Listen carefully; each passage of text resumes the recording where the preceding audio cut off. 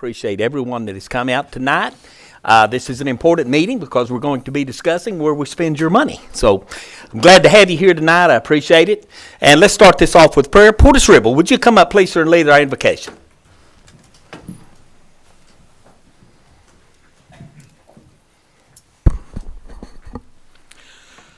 Our Holy Father, we thank you for the day and the blessings of life. As we come into your presence today with fear and trembling, we thank you for everything that you do for us from time to time. We know that the light of your presence has brightened our way, and we now come to pray for these who are in authority, as you have commanded us to pray for all rulers and those who are in authority. We pray for this body, that they may remember that they are servants of the people and not masters. We pray that your wisdom and your spirit will rest upon them as they make the decisions that are best for us. Bless our nation, bless our leaders. We pray for our president, for our Congress, for our judicial system, and we pray for your wisdom to rest upon each of them. We ask you to send rain on our parched land. And remember us, and please don't give up on us now. We pray in the name of Jesus, who loved us and gave himself for us. Amen. Amen. Let's do the Pledge of Allegiance now. I pledge allegiance to the flag of the United States of America and to the republic for which it stands, one nation, under God, indivisible, with liberty and justice for all. And the Texas flag. Honor the Texas flag. I pledge allegiance to thee, Texas, one state, under God, one and indivisible. Thank you, Portis. We appreciate it.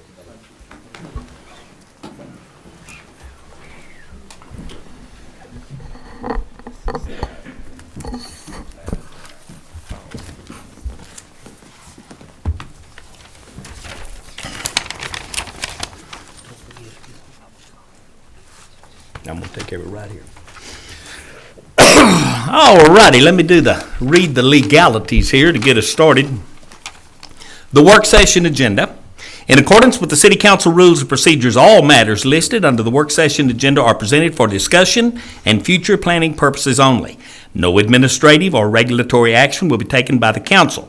Public comment will not be accepted during the work session. And here's the one thing that I want to change. I don't like to have a public meeting in a public facility with the public and disallow public comment. So I'm going to have to ask the council if there's 3 members on this council that will agree with me that we do need public comment. Mr. Fleming? Yes. Silvas? Yes, sir. Marty? Yes. Charlotte? Yes, sir. Don Vardaman, put a 6-0 on that. We will be allowing public comment. So anything that y'all have to say, anything that you want to suggest, anything that you want to add, pros or cons, either way, you will have your opportunity. We'll give you 3 to 5 minutes. We will discuss these items first between the council after the presentation of the staff. We will then discuss it with the council so that we have an idea of what we're talking about. But before we end any of the items, I will call for a public comment area, and you will be allowed to come to the podium, state your name, and we will allow you, like to have you stay about 3 minutes, but we will go up to 5 minutes. So I'll give you 3 to 5 minutes so that you can make your comments, and we appreciate and we welcome the comments that you have. We're going to start off with number Mayor, 1, which is Mayor, yes. please put that in the form of a motion since it is a waiver from the procedure. I We would just like need it to- be in a Motion to approve is Second. presented to allow the public to speak. Got a motion? I've got a second. All in favor say aye. Aye. Any opposed, nay? Are we legal now? Yes. Giddy up. One announcement.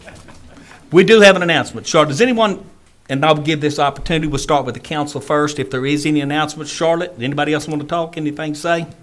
I just want to remind the folks out there that I am having a town hall meeting Tuesday, March 11th, at the TLC Church Center on Melrose. I've asked the mayor to attend, and he's graciously accepted, and the city manager, so look forward to seeing you there. Dwayne, Yes. one of the reasons I wanted this meeting so bad was because our streets are in terrible condition. And these things that we're going to talk about tonight, hopefully we can think out of the box a little bit and and get some money for us to have a street renovation, some more money than the 1.7 million that we have. I know when I was coming over here down Bell Street, I probably need a new front end on my Mustang now, because you wind up dodging chug holes and pit holes and everything else just to get over here. So my whole intention for this is for us to have the information, share it with our constituents, to where hopefully we can come up with something that we can get a few more dollars and do what we need to do for our streets, along with maybe some other things. Thank you, Don. And I drove down Washboard Howard Street the other day. I didn't realize how bad that thing was. So we've got a bunch of them in our city that could use some repair, Shane. Anyone from the public care to speak at this time? We will allow public comment right now on anything that is not on the agenda. If you have something that is not on the agenda that you want to bring up to council, this is your opportunity. I see, yes, come on up, Art.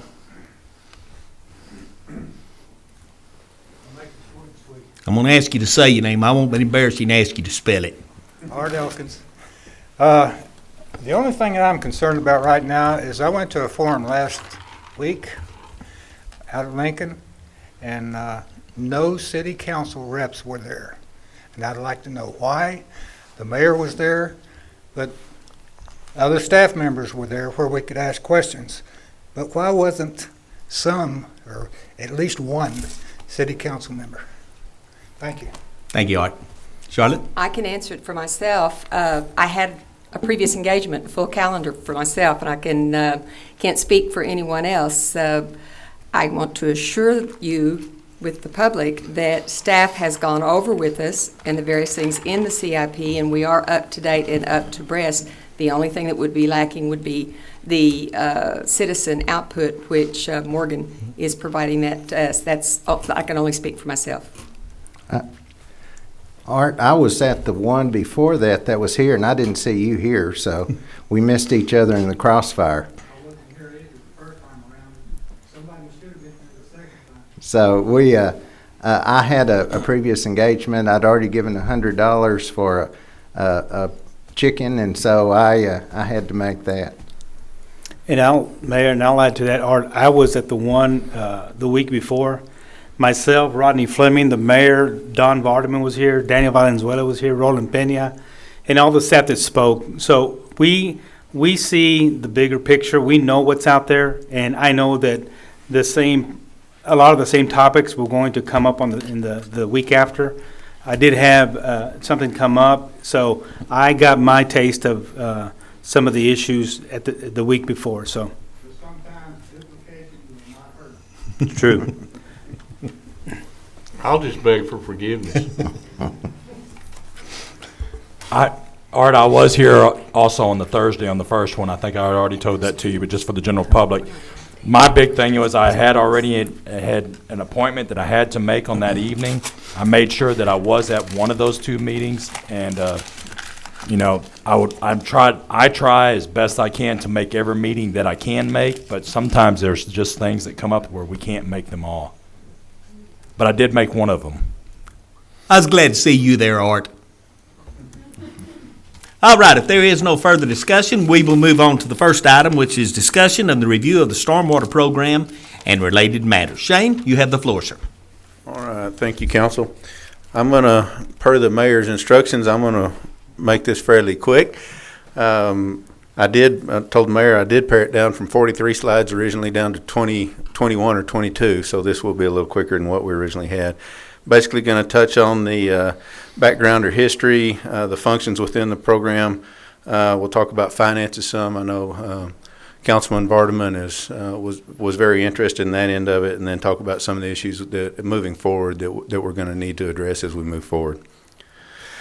The reason we're talking about this, it all started back in 1972 with the Clean Water Act, when that started the regulation of stormwater discharge across the country and within the state of Texas.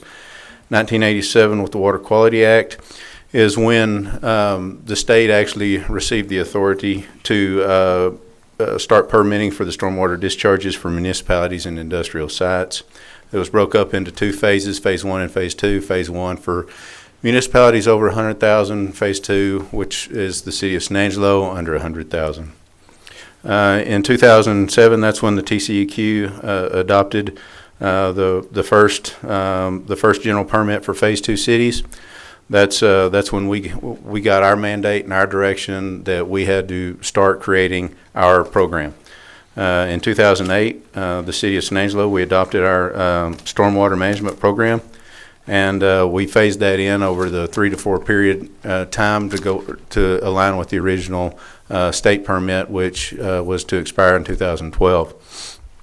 In late 09, early 10, that's when the city council adopted the stormwater utility fee to pay for the unfunded federal and state mandates that came down to us. The initial, like I stated earlier, the initial 5-year permit was through August 2012 from the state. We are currently technically now in our second term, or our second permit term. The state took a little while getting their new permit redrawn. It was redrawn in August, so as we move forward in the next 2 to 3 months, we will actually be coming back to visit with y'all again about some things we need to do to update our stormwater management program to align with the new state permit that just came out. Our original stormwater management plan that was presented and approved by the TCEQ at the state, it had 33 best management practices that addressed 6 minimum control measures. I'm not going to read all these here. Everybody can kind of see them. We can go through them. But this is what gave us guidance as to how to direct our program and what we're going to do to try to meet the demands that we have to meet to maintain minimum compliance. Shane, let me ask you a quick question. Yes, sir. Remind us what the penalty was for us not having this in place in 2010. In 2010, the penalty or the fine that was associated with it was $20,000 a day for each day of noncompliance. Right. With the new permit, that has, I believe, jumped up to $35,000. Carl, is that correct?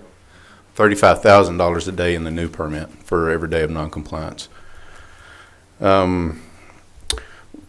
This is just kind of a slide as a success that the federal government has watch lists, and we actually have throughout our stream segment throughout town has been on the 303D watch list. A portion of that segment still continues, but we did the portion. There's a segment east of Bell Street Bridge that has been released off of that 303D watch list. So we think our program that we've adopted is doing us some good, and we're starting to see some improvements. Amada?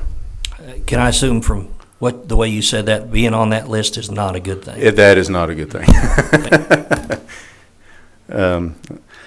I can't imagine any federal program being on their radar is ever a good thing. So we have seen a little success there. So, and also the stream segment, just to kind of give everybody an update, the stream segment that we do still have that is on the 303D watch list, that's due to low dissolved oxygen content and to bacterial content within the water in that stream segment. And the UCRA is going to partner with ASU to actually do some research and some studies on the bacterial sourcing and why we have those there. So we're moving forward trying to do some work on that as well. Where is that?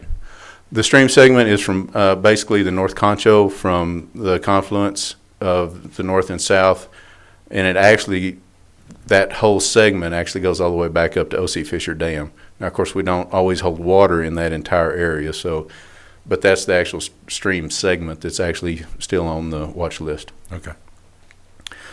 Speaking of the UCRA, when we did implement our program, so we didn't have to reinvent a wheel, the UCRA was already doing a lot of the things that we were going to be required to do through the permit and through the state and through the mandate. So we partnered with the UCRA, and for such things as public education, classroom education, stormwater sampling, they helped us create a stormwater master plan. And through that stormwater master plan, they did some modeling with Tarleton State University to help create that plan that we actually go by now, and that's what we do. We try to utilize the funding that we have for the quality issues based off the Stormwater Master Plan. Just kind of how the stormwater, how we're laid out within the city. Of course, engineering services on the community development side, and then the guys with their feet on the ground on the operations side. And then, of course, we go through the engineer and then into the GIS. We utilize those functions quite heavily within the city. Engineering is responsible for our design functions, reporting to the state, and then the inspections of construction sites, industrial sites, things like that, and to manage the interlocal agreement with the UCRA, and that's kind of what their function is. The O&M side of things, which is on my side, a lot of the things that we do, just general day-to-day stuff, a lot of mowing, storm drain cleaning. We have 12 miles of small open channels. We are still mapping a lot of our larger open channels throughout the city as we move forward, as we continue on. And we have 11 miles. We have mapped 11 miles that we have found of underground storm drain systems. Which is quite significant. But that's anything from the massive system we have in the downtown area all the way to a lot of the culverts and stuff that we have under roadways all through town. Something else, one of our biggest things that has probably helped us as much as anything within the program itself is one of the BMPs is the street sweeping program. We were able to acquire some new street sweepers that are actually a lot more productive than our old ones were, and we're sweeping 1,050 curb miles. That's just one time through is 1,050 curb miles, and we are annually we went from about 1,200 tons a year up to we're picking up about 4,000 tons per year off the streets. So, and that we believe that has done us quite a bit of good as well. Shane, how many sweepers do we have? We currently are running 5 sweepers. We over the 3 to 4 year period as we brought up, we started off with 3, then we went to 4, and now we're at 5. So we've slowly been building up over time. So we're at 5 right now, and we feel right now that that's about where we need to be. So we feel comfortable with that. And right now, we're between a 60 and 90 day cycle period. Getting each district is about what it takes between each cycle coming back through each district. And that's the reason I get a little phone calls when the streets look like they need sweeping. Mm-hmm. That cycle maybe prolongs the time that they come by and do that. But it's good to know and for them to know that we do have 5 out there, and I mean we've got a big area. There's a whole lot of miles, and it really. In the fall and in the spring, when we start seeing a lot of tree litter on the ground, the guys have to slow down, and so it takes that cycle starts getting pushed out to that 90-day cycle. When we have less tree litter and less stuff on the ground, we can normally keep it in about that 60-day cycle. So, part of what we do in the stormwater program are some smaller projects that we take care of mostly in-house. A lot of outfall repair you'll see here. One of the main ones that we were able to catch before we saw much issue was the outfall. Just highlight this one, College Hills and Grandview, right there where Grandview ties into College Hills, right at the end of that outfall. It had actually started eroding under the outfall in the apron, the concrete apron, and it had gotten so bad that it was starting to eat out from under College Hills Boulevard, and we almost had a collapse on College Hills Boulevard. So we were able to catch that and utilize our in-house guys to fix that without having to contract it out to a contractor to come in and repair it. Of course, culvert replacement, a lot of draining easements and different things like that we go in there and reshape and clean up. And starting as we move forward, we're going to start a lot more drain cleaning and a lot of the underground stuff. Capital improvement projects that we've used our funding sources for. Riverbank stabilization.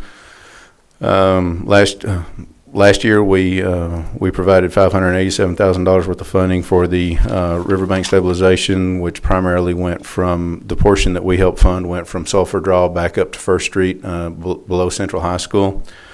We've put $340,000 towards the Avenue P project. And then Red Arroyo Walking Trail, we have $500,000 that we've set aside in this year's funding source to help in the construction of the retention basins that are going to go along in conjunction with the trail. And then other projects that we have on hold to see where our funding is going to go in the future. Dredging of Sunset Lake, dredging of the Parkview Lake, hydrodynamic separators, also known as aqua swirls. In certain areas along the river where we do see a lot of trash wash into the river in certain areas, kind of in the downtown and Central High School, kind of in that area right in there. And then really want to start concentrating. We have quite a bit of issues on the underground storm sewer system that we really need to start addressing and working on throughout different areas of town. This is kind of just a quick breakdown of some of the things, personnel and benefits that we actually do on the O&M side, outfall stabilization, storm sewer inspections, construction inspections, drain repair, erosion control, those type things. Fee structure. The fee structure that was adopted with the stormwater management program in 09-10 to fund it, at the time when we came to council wanted us to concentrate only on the mandated quality portion of it, not actually add an extra additional fee on to address the quantity issues of it. So this is the fee structure that was approved by council at the time. You can kind of see it's based on single-family residential or non-residential. That does include apartment complexes, but it's also the larger commercial properties, whether that be the mall, or if you just own your property, you don't have a house, but you have say a barn or some structure on it like that you're not using to live in. That falls into the non-residential tier structure. The tier structure is based on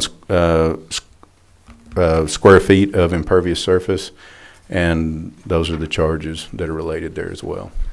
Does SAISD pay on this?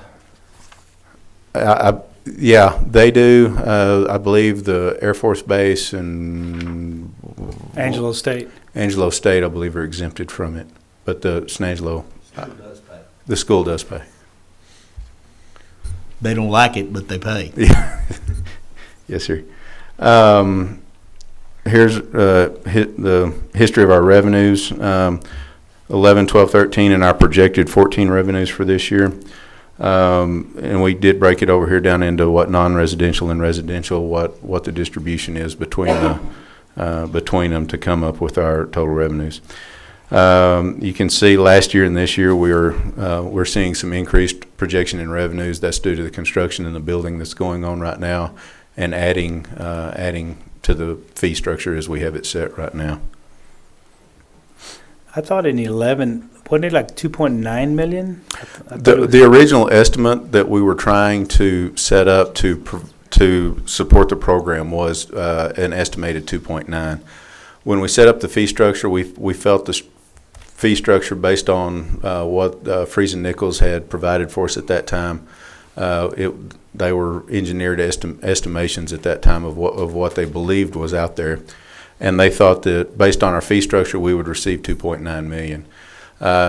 When it was all said and done and we sent the bills out and we got started getting payments back in, it only tallied out to be about 2.5, 2.6. We fluctuated a little bit there at the first, but that's kind of where we fell out. The difference, the one thing that where the money, the difference where we're making up the difference in the 2.9 to where we are now is we're not putting as much money towards the projects end of things to address some of the dilapidated drains and the cleaning of the drains, the outfalls, things like that. We're having to take those at a slower pace because the funding wasn't there to address those. So that's kind of what's taken the hit from not seeing the 2.9 from the original plan. So if somebody asks the balance today the 11 fiscal year, 11, 12, and 13, is it a total of those three amounts? Or? No, we have, these are just our revenues. This is, I'll get into the expenses here in just Okay. a second. Currently for this fiscal year, currently budgeted, the original budget was 2,698 we have projected revenues from actual fees at 695, but then we also have some interest and stuff like that we add for the revenues, and so that brings it up to 698. By the time the amended budget came through, when we had the carryover from the Avenue P project, 1,500 for the Avenue P easement carryover, that brought this year's amended budget up to $3,059,500. Current in our fund balance as it stands today, we have $1,887,776. If we look at our 75-day fund balance, to stay along with our policy that we have in the fund balance policy with the city, we would take out $628,665 from that, leaving us with a remaining fund balance of $1,259,011. This fund balance right now, we don't necessarily, and one of the things we did when we created the actual fee structure and the budget itself was try to create an equipment replacement fund within this fund, so we wouldn't be pulling on the general fund's equipment replacement monies, which are lacking to some extent as well. So we wanted to have this fund be self-sustaining over time. So we wouldn't have to hurt somebody else to replace the equipment in this one. So we do have a set aside for equipment replacement right now. So and we're roughly about 400,000 short of where we should be, but we've tried to apply as much as possible to some of these projects that really needed to happen. Riverbank stabilization for one. Elaborate on the equipment you're talking about. Equipment is the tractors and shredders we use for mowing, the 5 street sweepers. We have a couple of dump trucks and a wheel loader for debris removal. We have a backhoe, and then of course the pickups for the crews and stuff like that to get them around. Shane, how much do those street sweepers run?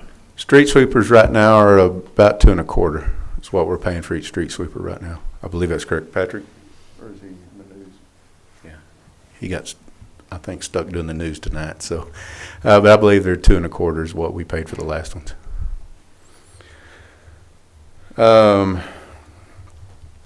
This kind of breakdown of the expenses of what we try to do as we go into each year. O&M right now is running us about $1.7 million. Projects, we try to budget about $500 a year for projects. And then this year's equipment replacement was a little higher. We're trying to pick up a couple of pieces coming off of lease this year. Coming out of our lease program, we're trying to pick those up and actually keep those pieces of equipment specifically for the stormwater. And then that leaves us, it should at the end of the year, if everything is status quo, we should have $137,193 to add to our fund balance for the equipment replacement program this year. Things that we need to look out into the future with as we move forward. We're going to see some increased demands due to the permit changes as we move forward. Luckily for us, as a Phase 2 city, the majority of these changes in the permit that we saw this go around with the state permit here recently are very minimal. A lot of those are going to be changes in how we report and what we have to report. We're really not expecting it to cost us any more money at this point.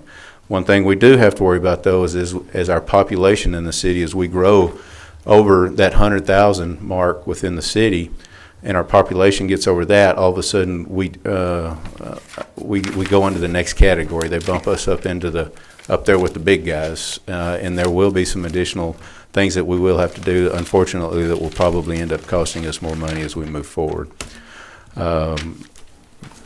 We always think growth is good, but in this case, maybe not so, because it will trigger us to put us into that next level, and it will cause us to have to fund some more issues. A lot. What is that next level?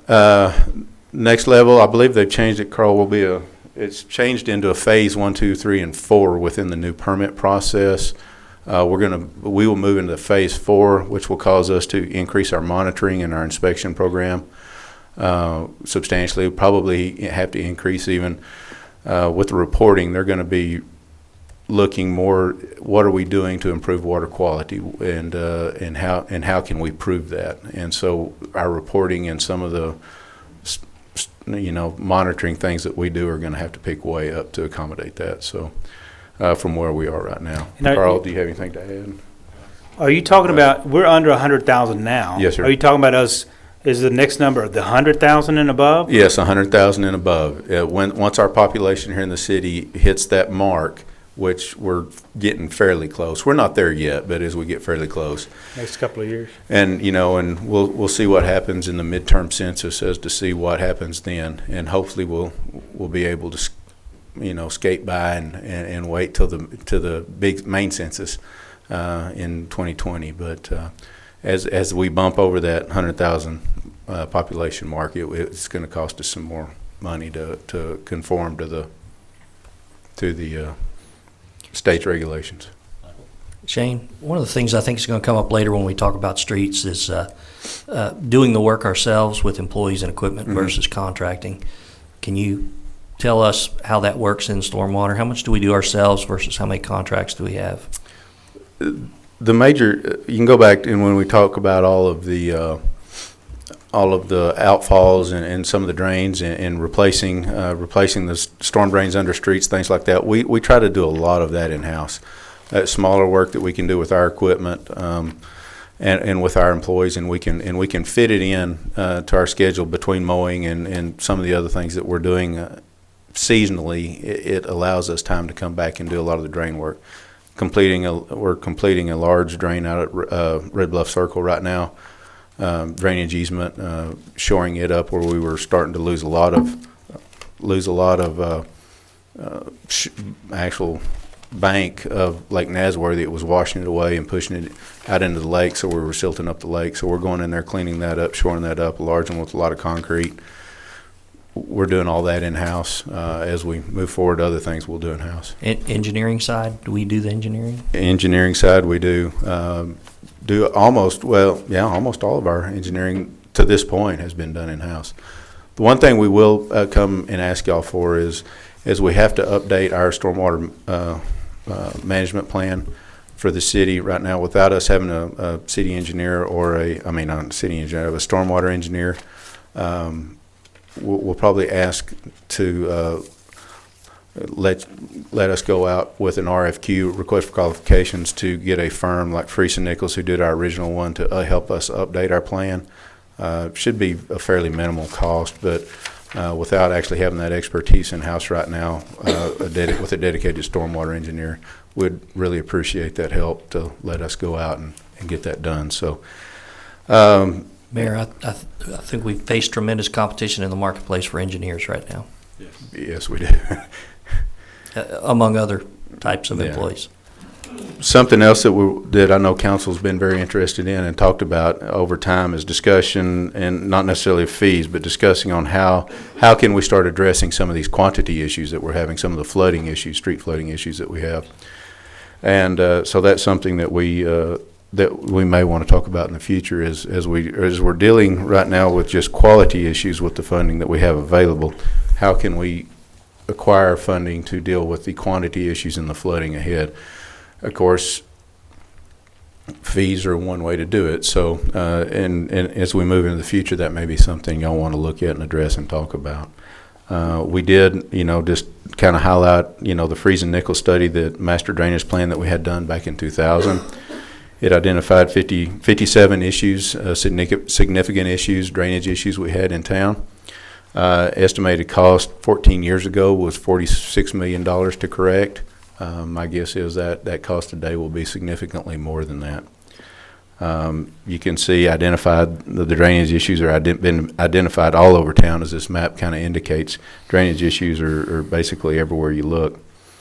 And the highest ranked problems, Bell Street at Coberland was number one for $2.6 million back then, and then of course West Avenue P at Bryant, which we are currently working on to address. And then just kind of other problem areas, Southwest Boulevard at the Red Arroyo, Beauregard, Campus de Concho, go all the way down College Hills, from Sunset down to the Red Arroyo. We know that's a big issue. Over at Goodfellow, 24th and Blum. So these issues exist all over town. And again, those are things that we will need to address, or will address as y'all see fit as we move into the future. So with that, I will be glad to talk about or answer any questions y'all might have, or we can delve off into any of the numbers, wherever y'all want to do. Yep. Don? Some of the questions I had, was the bank stabilization a requirement in the plan? The bank stabilization is not a specific requirement in the plan. It was something that we could do to significantly, since the project was already going on, it was something that we could significantly do that would have a very positive effect on stormwater quality to slow down and or hopefully eliminate the erosion that we were having in that area. So it's just kind of a nice thing that... It was a project that came up, and we had funding available at that point in time to help assist with that project. Okay. The Red Arroyo walking trail, what's the status of that? Carl? We're 99.9% complete with our plans. We're taking them to TxDOT next week for their review, and right now we're on schedule for letting that in July. Okay. And how much comes out of stormwater, and how much is coming from other places? Okay. Well, right now the city's portion is just a little under $800,000 is the matching part of a $4 million grant. We've got budgeted right now in the current budget around $500,000 for out of stormwater funds, and $325,000 roughly plus or minus that is out of half-cent sales tax funds. Okay. Could we possibly take all that out of half-cent sales tax? That I could. If Council- we put it on the ballot, we could. Well, it talks about parks and walkways and those sort of things in the language. On the ballot. Could we chase that down and get back to you Sure. on it? How long has it been since we approved that? I remember approving that 800,000 out of the I looked at that general. just this afternoon. I think it was like 2011. Wow.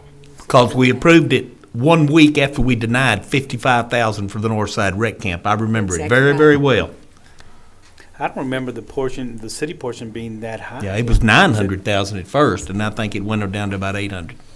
Well, I thought it was 300, but one of the issues that was talked about early on in that approval was part of that local match being made up by private donations for $150,000. The way the budget is set up right now, that $150,000 is not required, but those talks have started for developing that resource. So the local match, this organization's match, could go down to the extent that we're able to generate those, actually help those private contributions come to fruition. But the project is set up so that it can move ahead right now if those don't happen. But we're really very much hoping that they will happen. So Something we can work on. Okay. Where did you get the fund balance of 75 days of expense? That's Just the city's fund balance policy established, I believe. it's a goal. Our goal, I'm sorry, goal. so it's not mandated. No, we set it as a goal, but it's not a requirement. Okay. Your O&M expenses are 1.7 million. If the council said that you need to cut that in half, what would it do to the program? It would literally gut the program. Okay. Now, let me ask you this. If we come in and say, okay, we're driving a Cadillac now, what are the bare minimum things that we have to do to meet the federal mandate so that we don't get this $35,000 a day fine? right now, based on the stormwater management plan that we presented, I believe we are at the bare minimum. Since we have cut back some of the projects that we said we were going to do or try to accomplish within that period, it's my feeling that we are kind of right at the minimum of meeting what we said we were going to do within the stormwater management plan. Okay. And Councilman, I mean, you were a city employee fairly long. You know we don't drive Cadillacs. But sometimes we get a plan that's above average. Yes. Just, you know. Oh, yeah, to create a plan that's above average. Right. Now, the one thing that we did going into this is the TCEQ didn't give us a whole lot of guidelines. They said you need to create a plan that will go in there and adequately clean up stormwater discharge. And so this was the plan that we came up with with the help of Freese and Nichols, our consulting firm that we used. And they felt like that this was the plan that would meet the minimum requirements to satisfy the TCEQ. This is what we came up with, and this is what we submitted to the TCEQ, and this is what was approved. Okay. If, to me, our gutter system for our waterways or our streets for a large majority of purposes, could we use the resources from stormwater as far as the equipment, some of the manpower and those sort of things to redo our streets? Could we work that into our plan? Right now, with the way we're set up, of course, I guess we could utilize some of the staff and equipment and stuff like that as needed to move over to help and assist where we could. We have to, of course, with the funds and the way we're set up right now to meet the mandates right now, we need to make sure that we're improving our quality by doing so. So if we do have a street or a gutter system where we're having some erosion control issues, where we're issues like that we can address, then the funds that we currently have could be utilized for that. As we move forward and we actually look forward into some of the other projects, when we start talking about quantity issues and we start looking at rebuilding and replacing or actually placing new underground storm drains as we do, and as we will use our streets as the rights of way to do such. When those projects come along, of course, if we take the street out, and College Hills will be a great example for you. We know we need a lot of work in that College Hills area, and it all has to go underground for us to be able to actually do something with that area. So we would use College Hills Boulevard as our right of way to place that underground system in.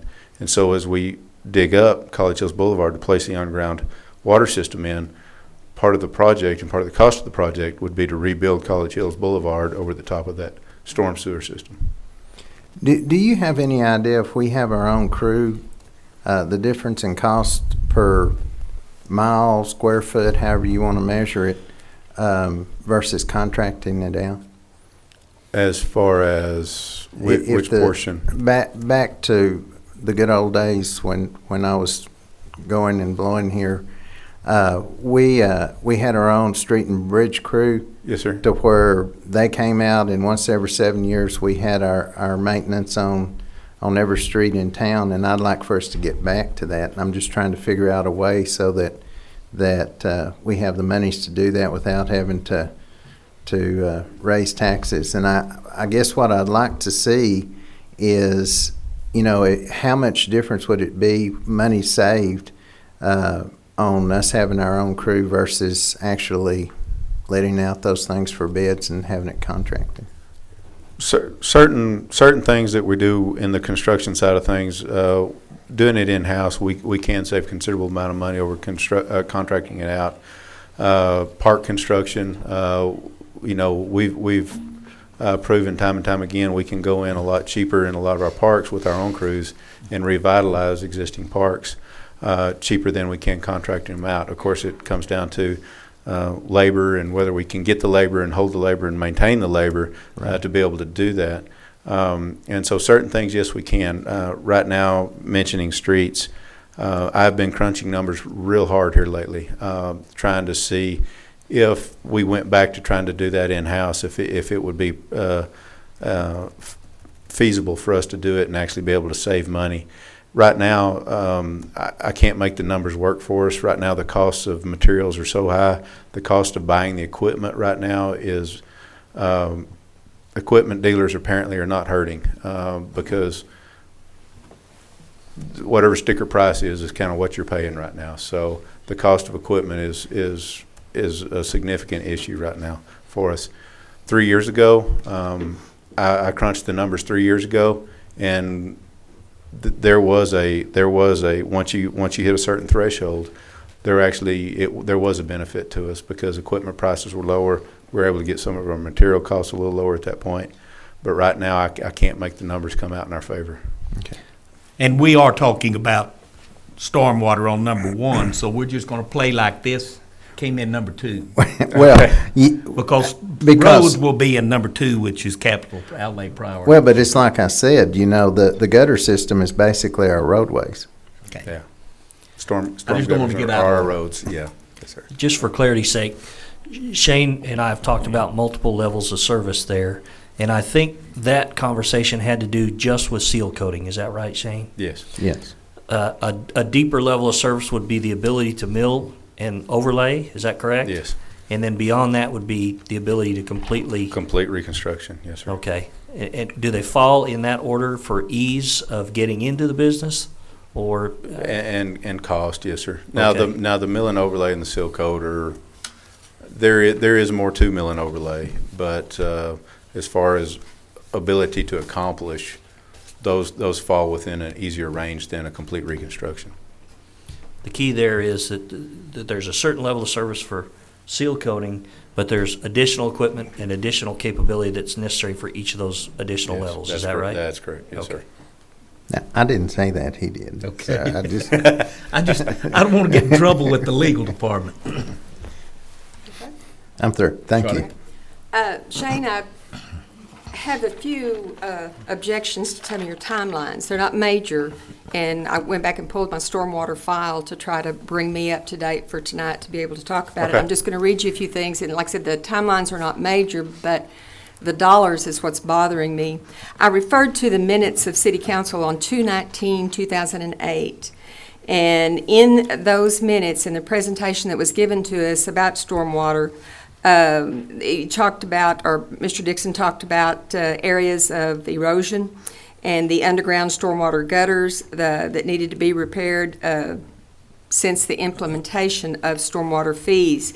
Now, in there, it said that at that time, that y'all had identified 42 different locations due to flooding because of stormwater.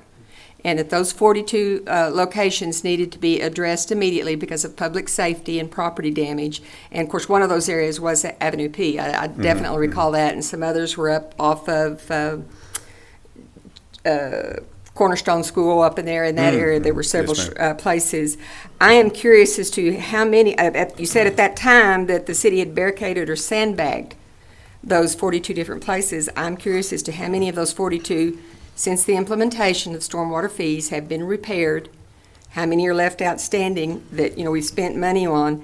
It's also noted in those minutes that to fund and operate the maintenance and operation, that you would need at least $2 to $4 million per year for the next 5 years. Now, on the low side, that's $10 million, and on the high side, that's $25 million to date. And I'm just going to give you some of the complaints that I get from citizens about the stormwater fee. Some people say that in the 2013 census that San Angelo came in at 93,200 people with 36,117 households, and 22,910 of those are families. Now, we know that's changed since that time, and I'm talking about old information here. But at a minimum, 22,000 people paying $4 in stormwater fee, which we know there's a tier level involved, but I picked the middle, $4. That's $88,000 a month coming in for stormwater fees. That does not include any commercial business, and the fees based on as to what minimum we should get is $1,056,000 per year. in reviewing and looking at expenses, what I have seen, maybe not so much that the people have seen out there, and what they've complained about is not seeing any stormwater repair. Where has the money gone? And I don't think maybe we've done a good enough job in letting people know that as we've progressed in the stormwater, yes, we did. The first thing that y'all noticed, we needed equipment. And equipment had to be purchased because there wasn't any. But also, in looking back in the 2010, 2011 budget and 2009, various monies were dedicated to come out of stormwater, valued to supervise stormwater. 20% of the engineer's salary comes out of stormwater. Another stormwater person, and I don't know who the person is, but a pretty good chunk, $20,000 a year of his salary comes out of stormwater. So I was trying to account for the offset from the $2,681,500, the total expenses, of that, $1,012,000 is being spent on personnel and stuff like that. And there's not, from my liking, a fine enough breakdown in our blue books to show us stormwater, and the people have complained that they've got to go here, there, and everywhere to find out what is exactly charged to stormwater. And I don't blame them for their aggravation when they have to call me once every 7-8 months because of Sunset Lakes and not being cleaned up, and it wasn't even in the stormwater project until just recently. And so I find fault with the citizens on that. They just want to see an accounting for what they have been paying for. And then my other question, it will go to Michael, is I've questioned him before, and he's assured me we're going to talk about it in our budget workshops. But I'm looking at 2013, the ending fund balance that was left in stormwater for September 30th, 2013, the $1,522,000. I'd ask what happens to those monies? Does it carry over? Where does it go? And I would like to see better use of those carryovers. And I think a lot of people out there are they're demanding an accounting of what we've been charging. And we instigated in February 2008. We accepted and adopted the plan, and we started charging for it. My figures are off by just a couple of months from what yours were, so that's not a big deal. But I believe that my pledge and my promise back in 08 and 09 was to ask the citizens to give us at least 3 years to average what it's going to take to maintain and operate this plan that was mandated that we have to do. But what doesn't sit well with the citizens is when they see stormwater pickups, equipment. They're the nicest pickups in the world. I thank y'all for keeping them clean, but they're the double cab, dual cab, nice, big, fancy pickups, and they don't see that as maintaining and cleaning up stormwater. So those are the questions that I'm having to address, that I'm addressing to you tonight, from the citizens. I'm not picking on you. I'm not picking on Ricky. I'm just telling you that's what I'm receiving. And then the commercial people who pay a much larger fee for their impervious space, they're wanting to know, how many ditches have been cleaned, new culverts. They don't see that. We don't have any film of what you're doing underground. Okay. And that's all I had to say on it. Well, we can start getting more stuff out through Anthony in the Public Information Office and letting people actually see, because we do document with pictures and all that stuff, so we can actually get that stuff out there and we can actually let the public actually see what we do. Thank you. Johnny? One thing I want to touch base on, and a lot of the concerns that I hear, and we'll get to it at a later time, is of course Bell Street. Mm-hmm. Another one that I quite often hear a concern is, and we touched on it that Don did, the riverbank stabilization. Mm-hmm. And I know that a lot of the project that we did there along Concho River, Irving Street, and all that area, a lot of that was half-cent sales tax money that we'll touch on later. But the $587,000 that came out of the stormwater fee to help that project, I guess what I'm getting at is going east towards Bell Street Lake, some call Yes, it, do we have to wait for another ballot of some type, some other half-cent sales tax, type of funding again, or do you guys have the capability to continue the bank stabilization, because I know that even the dredging of the river took a lot of there was a big chunk of money. And I'm not saying to dredge the river further east, but I'm saying, that is one of the big concerns right now is the bank stabilization, and what can we do to continue it? Back not too long ago, we were talking about, this is phase one, and then we talked about phase two and phase three. So where are we? Can we move forward? And I know the bottom line is funding, but Yes, sir. just to educate the public so they understand what we're dealing with. Yes, sir. And phase two is moving towards Bell Street Lake in the river improvement projects. And bank stabilization is a huge concern, especially right there behind Robert Massey Funeral Home and areas like that. We have recently, 2 years ago, we lost large amounts of actual soil from erosion in that area, actually to the point that we undercut one of our sidewalks in the park right there. So erosion and erosion control is a huge issue in that area. One thing that we do need to address as we move forward, some of these funds as we move forward, if council so chooses and wants to place some of the project funding from this fund into that, we can do. As far as us being able to do that in-house, with the existing equipment we have, that's a little bit beyond our capability with equipment. Not to say that we couldn't if we had the right equipment, but it's a little bit beyond what we actually possess right now to be able to do.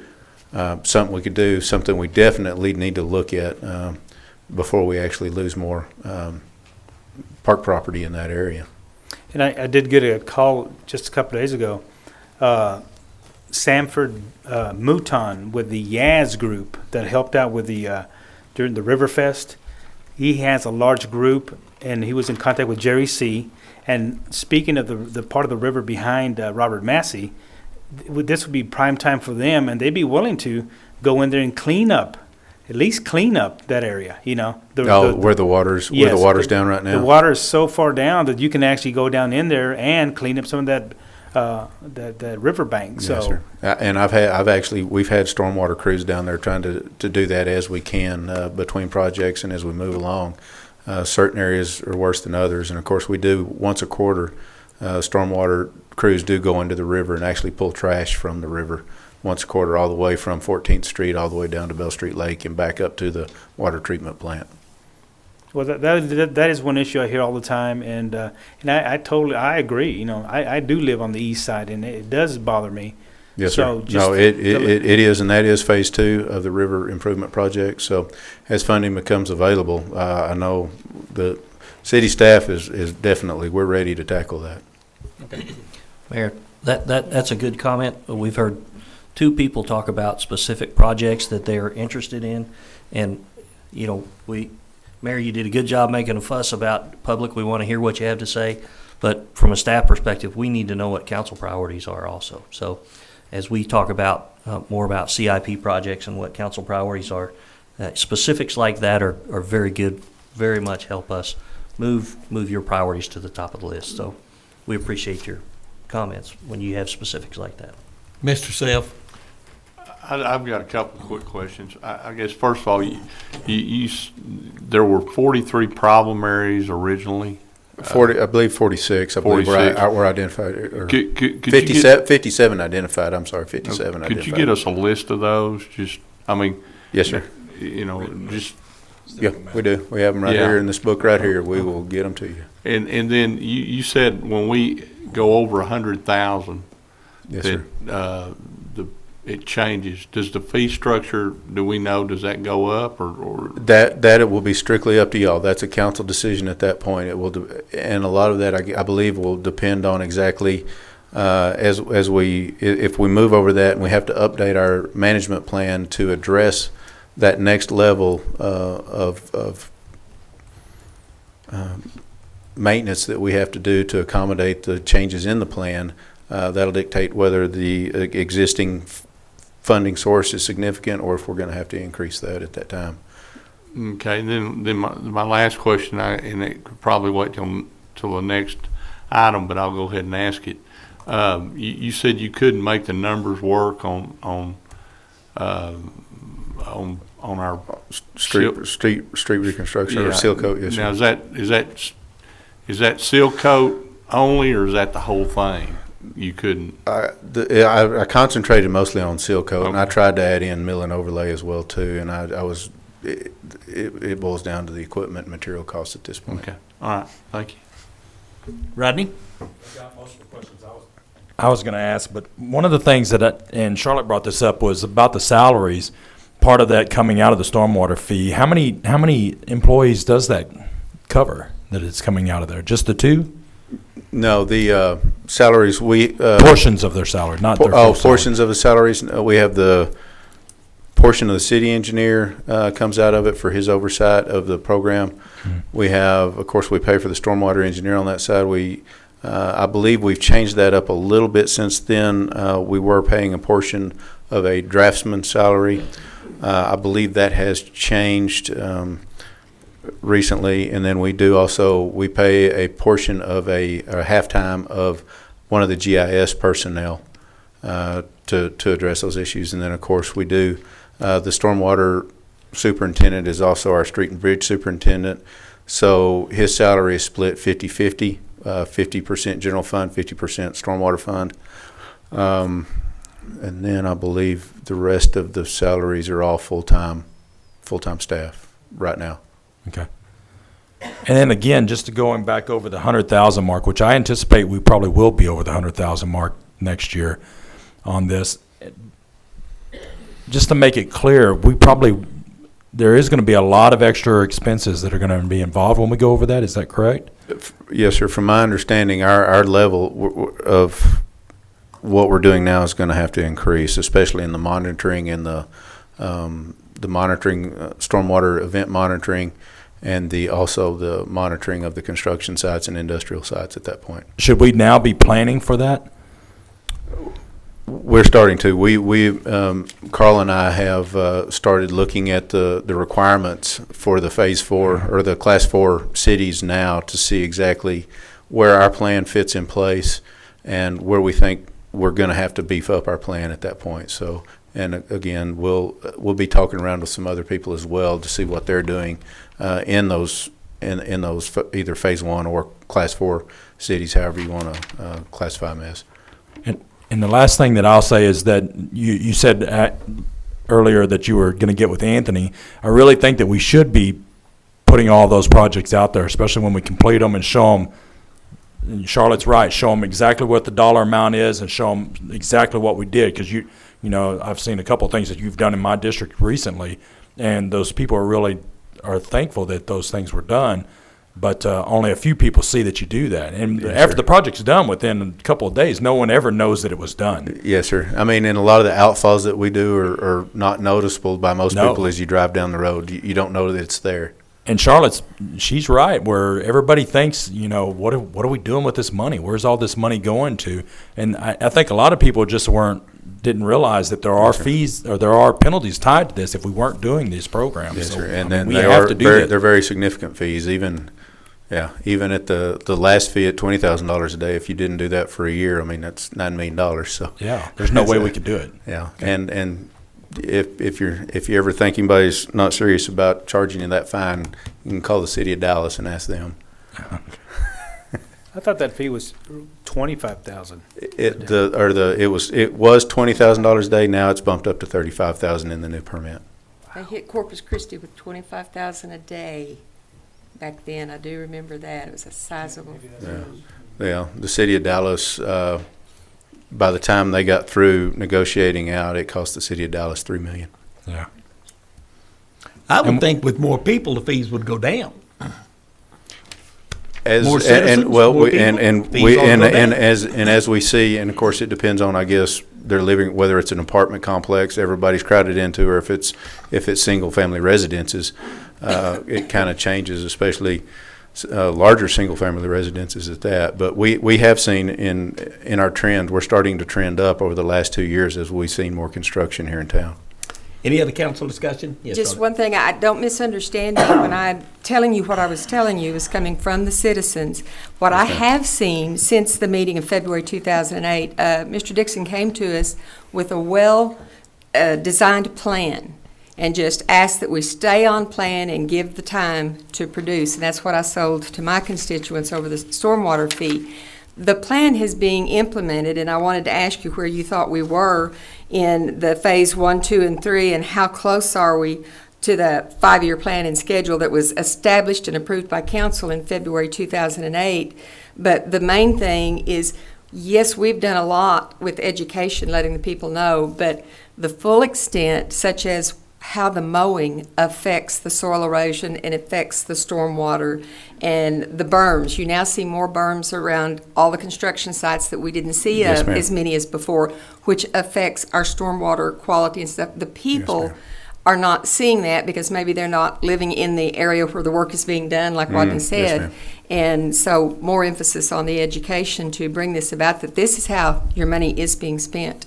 It's not to just buy brand new pickups, because my statement was that, to my knowledge, we only bought 2 pickups out of the program, and they have to have something to work out of. Yes, ma'am. We have to get them from point A to point B, and we'll start doing a lot more. And one of the emphasis that we're moving forward with, since we have seen so much more construction here in town, we're seeing a lot of land clearing and things like that. We're working right now with Christy Euchre over at the UCRA. We're going to start trying to reach out to the Home Builders Association, to the Realtors Association, to let people know, and possible landowners, if they're trying to prep land for selling their land, that if they're here in the city limits, if you're just going to go out and clear a lot of brush and it's over an acre, that they have to file a stormwater prevention plan with us in the state before they actually start doing that work, and make sure that they have all of their either silt fences up or one of their BMPs up to actually prevent the erosion and water from running off of that property as well. We're really going to start beefing up our education in that area. And aren't we doing that now with commercial? They're putting in more of the rock to filter the Yes. trash and the water that's being required. The city is doing that. I don't think the people realize that that's being done at new construction type stuff to help the stormwater Yes, ma'am. Yep. plan. It's I like the plan. it's taken off. We've come a long ways. Like I said, we're still doing some mapping. We're still finding things out there that we didn't even know existed. And so as we move along, we're continuing to do more and more and do better things. So, but we'll actually start. I'll work with Anthony, and we'll start getting some of this out. I have tons of pictures before and after that are just hard to believe. And so as we move forward, we'll start getting that stuff out to Anthony and informing the public. Mayor, Yes, sir. did we start right at 5:30? Okay, we've been at it 68 minutes now on this. But one last thing I had, I want clarity on this. In 2010, it was mandated that we do this, okay? Now, are you saying that once we hit the 100,000 population threshold, it's up to us, this council, whatever council is here, to implement fees, raise fees, leave them, or drop them, or is that what you're saying? It will be, the mandated part is a mandate. It mandates us that we have to clean up our water. Right. The fees that we're established to do that and make that happen are set by council. So as we move forward and we get over that 100,000 population and our responsibilities increase, we'll look at that plan. We will modify our existing plan to make sure that we are in compliance with the state and federal requirements, and then we'll come back to y'all and let y'all know whether it's something that we can absorb. And if we absorb it under the current pricing structure, this is what you're going to, from the project side of things, this is what you're going to lose. Or if it is such a burden that we're going to have to come back and increase fees, we'll let y'all know. And then it'll be y'all's decision as to what and how much and when. I'm good. Yes, sir. Shane, just for clarity, what I'm hearing is the unfunded mandate increases. How we pay for it is our business. Is that right? Yes. Okay. Anybody else from council? Let's open it up to the public.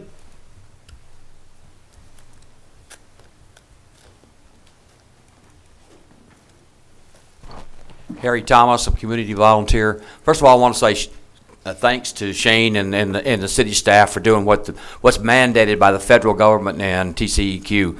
But one of the things I want to say is what Rodney just said.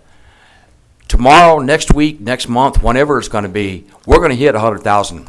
We better start planning today for whatever that increase is going to be. So with Shane and Michael and Carl, we better have some updates within the next few weeks, because we're talking about what we're trying to put together for 2015 budget year. And folks, that ain't too far away, and I can tell you, more than likely, we're going to be at that threshold, that 100,000 population threshold, within the next several months. Thank you. Thank you, Harry. Turner?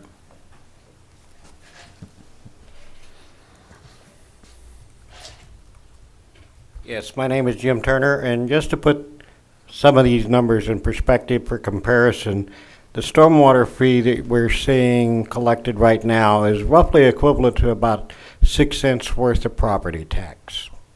And it is, to a very large extent, a property tax. It's based not on property value, but on square footage, area of impermeable material.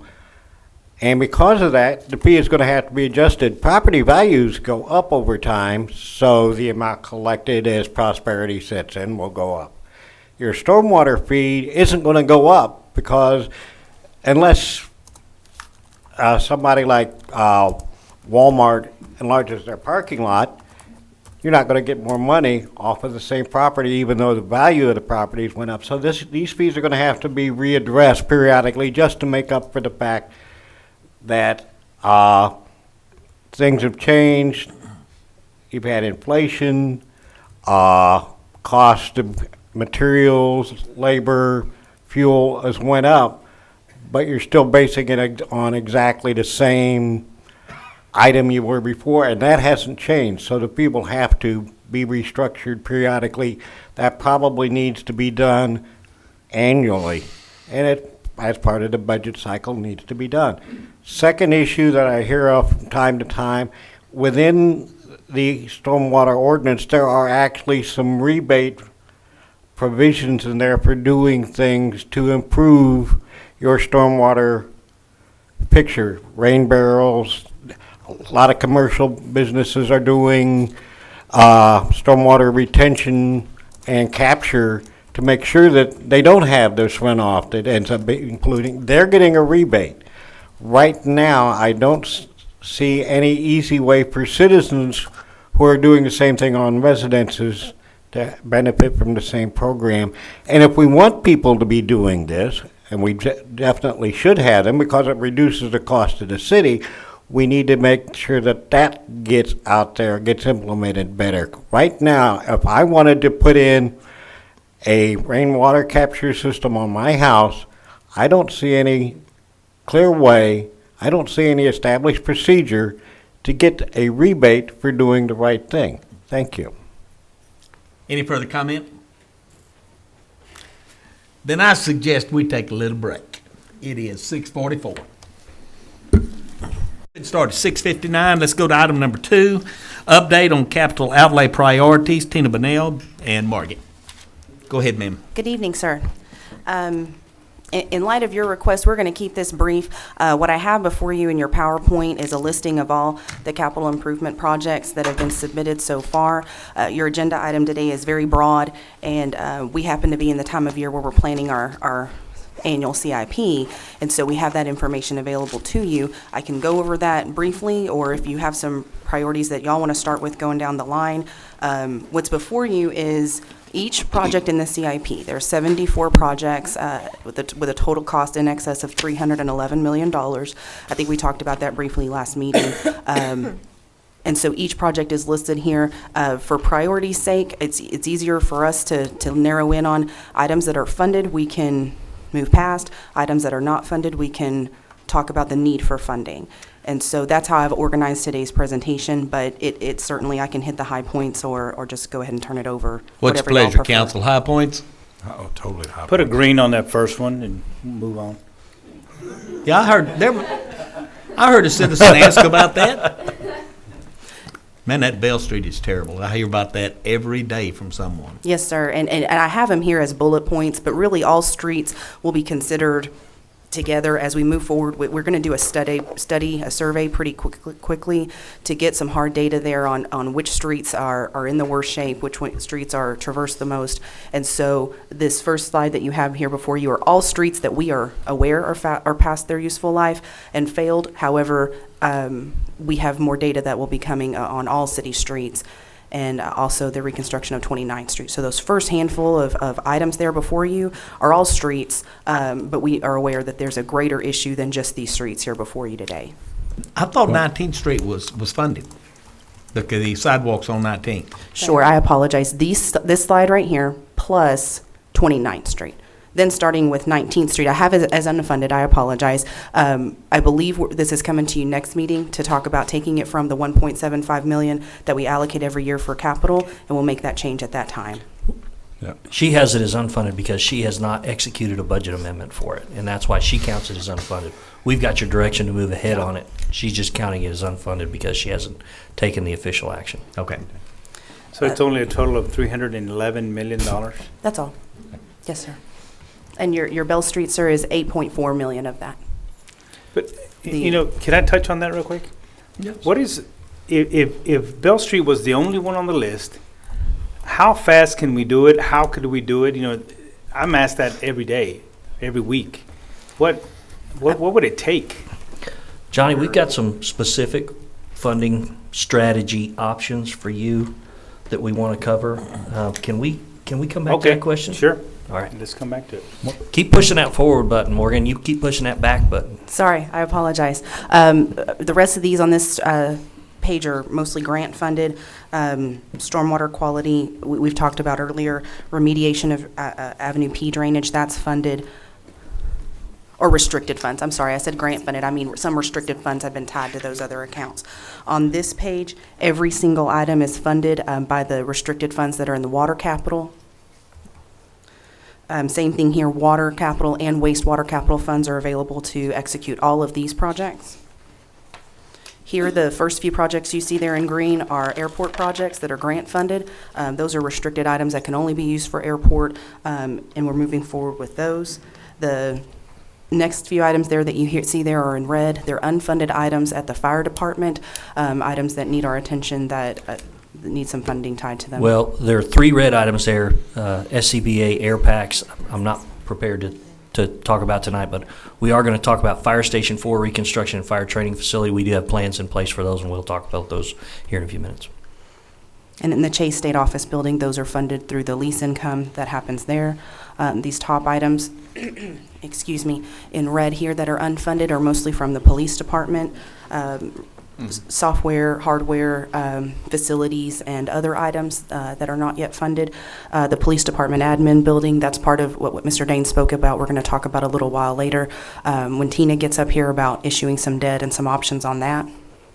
The last 2 items you have there, auditorium renovation is largely funded by your Type B sales tax and will move forward, and the Coliseum roof and improvements is largely funded by your excess hotel occupancy tax, so those are ready to go.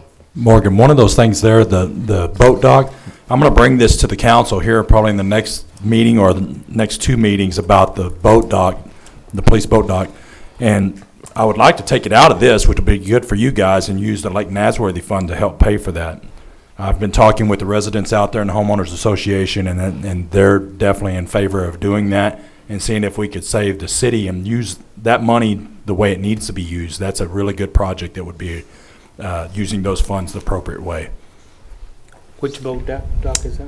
We don't have a police boat dock out at the lake right now. Our boat is actually in storage, and anytime there's an emergency, we have to send a uniform officer with a pickup out to the storage building, take the boat out of storage, go and trailer it, put it in the water.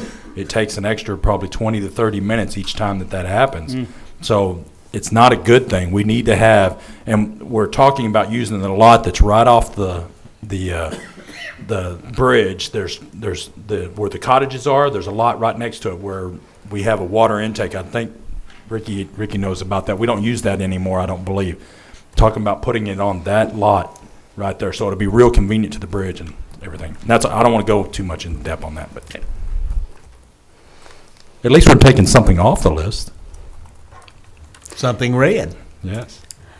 Then you have the convention center improvements. We're looking at funding a portion of these through excess hotel occupancy tax dollars, but there are some greater needs there as well, about $150,000 worth. The next few items are Fort Concho improvements. Fort Concho staff has indicated that they're going to seek private funding to assist with those items, and so we're moving forward with hopefully matching those dollars together with projects. And then Fort Concho, and one Fort Concho project that we don't think we can identify private funding for, wayfinding phases. We've talked about funding this with excess hotel occupancy tax. However, we have not yet executed anything, so that still remains on the list as unfunded. And then we get into the Santa Fe train depot improvements. Those are substantial at $150,000, not yet funded.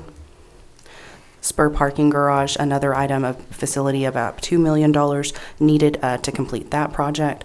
The items in green that you see on this page are mostly funded by your Type B sales tax, so those will be able to move forward. The recreation center, air conditioning, the splash pad, South Concho Park, and Dog Park do need additional funding coming towards them, and I believe Carl White has more information on some of those items coming to you in a future agenda item, I think later this month.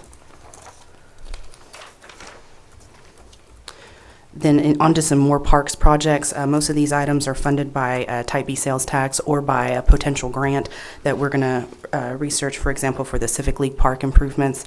The Fairmount Cemetery, I have that in red because we funded $316,000 of that for the first two set of columbarium. There is, it's a total project of $600,000, and so there is a substantial amount of that project not yet funded. And then Rio Concho Community Park, about $85,000 of this $650,000 project could come from Type B sales tax. The remainder would need to be researched and vetted. The South Concho boat ramp, it's about $438,000 project, and Carl White is looking into a grant for that item. Nothing yet secured, but we're going to leave that in green until we know more information. And then the remainder of these items in red, needing funding, the public information equipment replacement. We do have a grant for about $16,000, but there's another $31,000 needed to complete that project. And then some other technology needs. The mobile data terminals are at the fire department, and the other items are citywide IT items. And those are your 74 projects. And so, with that, I know that Tina has some information about funding and matching resources to this, or we can break it up and take notes at this time, whatever is your pleasure. Mayor, what Tina's going to talk about, we've got some big ticket items, namely streets. Streets are the ones we hear most about, and we've got some funding strategies or some financing strategies we just want to talk about. Before we move on to that, if you got questions about those projects that Morgan just went through, now would be a good time. Do we have any questions about it, council? Johnny? The Civic League Park, is that what the lily ponds are? I was asked, it just reminded me a couple of days I was asked about, we had voted, well, I think I voted against it, the big tree that was supposed to be chopped down. Did it ever? It's still there? And I think that's prohibiting them from doing their thing, or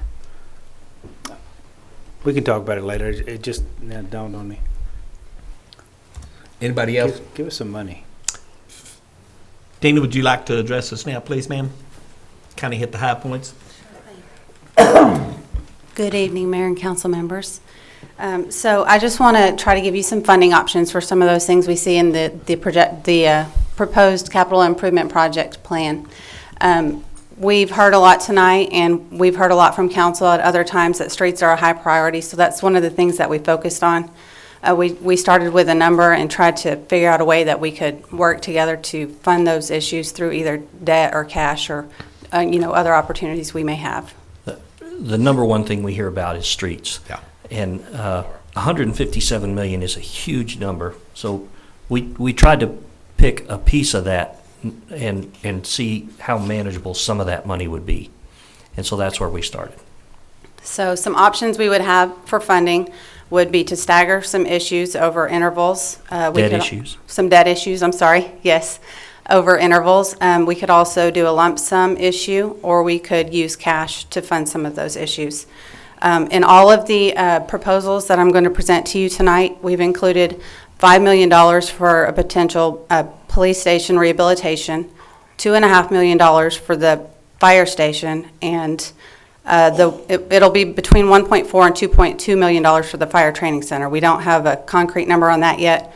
We will soon, but as you'll remember, that portion will be funded by $200,000 a year in ambulance fee revenues. One of the keys here is the uncertainty associated with the police department facility. A few years back, when we started this plan, we put $5 million in there. The $5 million was never intended to create a new facility. It was very much a number to throw at a remodeling effort. But we don't have enough information to have certain direction on that. But we didn't want to ignore the project completely. So we left $5 million in there like the plan had originally, and we'll kind of come back to that in one of the scenarios here in a few minutes. But remember that we're going to talk about 3 or 4 different scenarios. Every one of them includes the new another new fire station, fire training academy, and this $5 million that was originally identified for PD admin remodel. Okay. So the first option we have here is to issue $40 million in debt. It would be a staggered issue at every 2 years, so that would be $8 million per issue. Some of the advantages of that would be that it would stretch your payments and your money over time. And for a project like streets, this might be a good option because, we can't initiate and complete projects immediately, so it takes time to complete them anyway. So this option could also be paid for with existing capacity initially. In about 10 years or so, we would have to find a penny somewhere within the tax rate to fund it from there on. Our assumptions moving forward, we try to be conservative. It's very possible we could grow into that extra penny and not have to do it. The key here is $40 million available for streets over the next 9 or 10 years, 5 debt issues, $8 million at a time, $8 million every other year, which would allow engineering to allow us to select a project, design it, bid it, and get it started, and then start the cycle over again with another $8 million in 2 years. The benefits here is this can largely be done without, one of the things we've talked about the need for more money for streets. This can be done within the current tax rate structure, except for that 10-year growth item that we're kind of disclosing here, and without, one of the things that we've heard from Councilman Vardaman is the possibility that actually we've heard it from more than just Councilman Vardaman, the possibility that we might try to use a portion of the half-cent sales tax. This is capacity which exists before we get into that additional revenue source. So this is somewhat if you want to do it now and not touch anything else, you've got this kind of capacity. And with adequate growth, we may not need that penny in 10 years, but we just wanted to be fully, disclose it fully that it's a possibility, so. Now, the challenge here is $40 million is not $157 million. Right. I move for approval. How bad does that strap us, though, for these projects that are coming on the horizon of especially water projects? Very good question. That, when the rating agencies reviewed San Angelo in the past, one of the consistent comments was relatively low debt load. A couple of things have happened in the last few years is we issued $120 million worth of bonds for the Hickory project, and the school district has issued some bonds for their capital plan. That has gotten the attention of the rating agencies, and now they talk about, they don't say we have a high debt load, but when we tell them that in addition to that, we're working on a long-term water supply, we're working on a streets strategy, and we've got these smaller issues that we're talking about, fire station, and that we've got the possibility of a police station, they begin to talk about this debt load could turn into something that gets our attention. And so the question is valid. What level is too much? And the question is, what is our commitment to levy the fees and rates necessary to fund the debt service? And so you're always, when you borrow that money, needing to ask the question, is the risk you take on when you take on that debt worth it in order to get the assets? And we're going to talk. I'm sorry. We're going to talk about a non-debt strategy and what its relative buying power is here in 2 or 3 more slides. Okay, so a second option would be to issue $50 million, same concept, staggered at intervals of 2 years, which would give you $10 million per issue. Again, the pro is that it stretches your money and payments over time. And then the con would be that it would require additional funds for payment. We cannot do this within existing capacity. It would require 2 cents to fund this one. A few years back, years ago, our strategy was to use 10 cents on the interest and sinking fund portion of the property tax rate. A few years back, we segregated that. We reduced it to 8 cents and moved the 2 cents into cash, pay-as-you-go type capital. You remember the $1.75 million that exists in the general fund? That initially was smaller than that. That grew partially because we took that 2 cents and put it there as cash, pay-as-you-go, rather than using it on the debt side. You could take that 2 cents back out of that and fund $50 million. Again, this same strategy, same pluses and minuses as the $40 million. It's just 50 instead of 40, and you've got that 2 cents that needs to come back out of that cash. In about 3 or 4 years, that would. Yes. Question. I've got a quick question. You just said that our debt load and our AAA rating, and when it gets their attention, is that good or bad, or what are you saying? It's not good.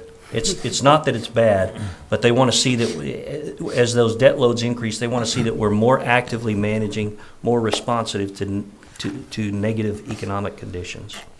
For example, a couple of meetings back, Tina did a presentation where she talked about the stress, the financial stress that she's seeing in the water operating fund financials because we're not selling as much water as we usually do. That's good management. It's good management that she and Ricky spotted it. They're working on the budget issues associated with it, and it's good that you said, all right, you have our attention, let's watch it and bring it back to us in a little while. The rating agencies want active management like that. So then the bonds that were issued by the school district, does that have a negative effect on the city? Not necessarily negative, but it does affect our taxpayers' ability to repay. Because we're all in it. Yeah. Right. They don't just look at us, they look at the debt load across. And our debt affected their ratings also. Okay. Or it affected the opinions on their ratings. Charlotte. Well, it just bothers me, the con side would require additional funds for payment. As the comment that I made Tuesday, I wanted to be very cautious about any spending of any capital improvements as we move forward until we have a little bit better idea of where we're going to be water-wise and if we're going to have to purchase water in various ways, which brings me to the question, if we had 4 $10 million issues out there, I would think that would harm us whenever we made application even to the state rainy day fund to assist us with some of our water needs if we had this much debt outstanding out there. I'm just throwing up a caution. It to the extent that it affects the rating agency's opinion of our financial condition, it can affect the interest rate that we pay.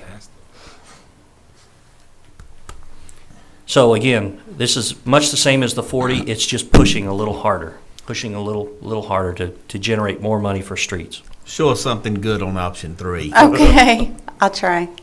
So the third option would be to issue a $30 million lump sum. The good thing with that is that you get all the money up front. It would be good for something like a big project, like maybe a complete new police station or something like that. The disadvantage to that is that we currently don't have a plan in place for that, and so we'd be paying, interest on debt that we can't really do anything with yet. So this one actually could be paid with existing capacity throughout the term. This one is important because we're getting ready to talk about the potential associated with the same monies it takes to repay this debt. What if we took those same monies and use it in a cash pay-as-you-go program? So you can have scenario 3 is you can have 30 million up front, and you can figure out what you want to do with that. And this is roughly a 25-year payback. This amortized over 27 or 28. all right. And so this next scenario is the cash equivalent of this. In other words, if instead of borrowing the money and dedicating a certain amount of money for debt service, we just take that debt service money and throw it into every year into a pay-as-you-go kind of a cash plan.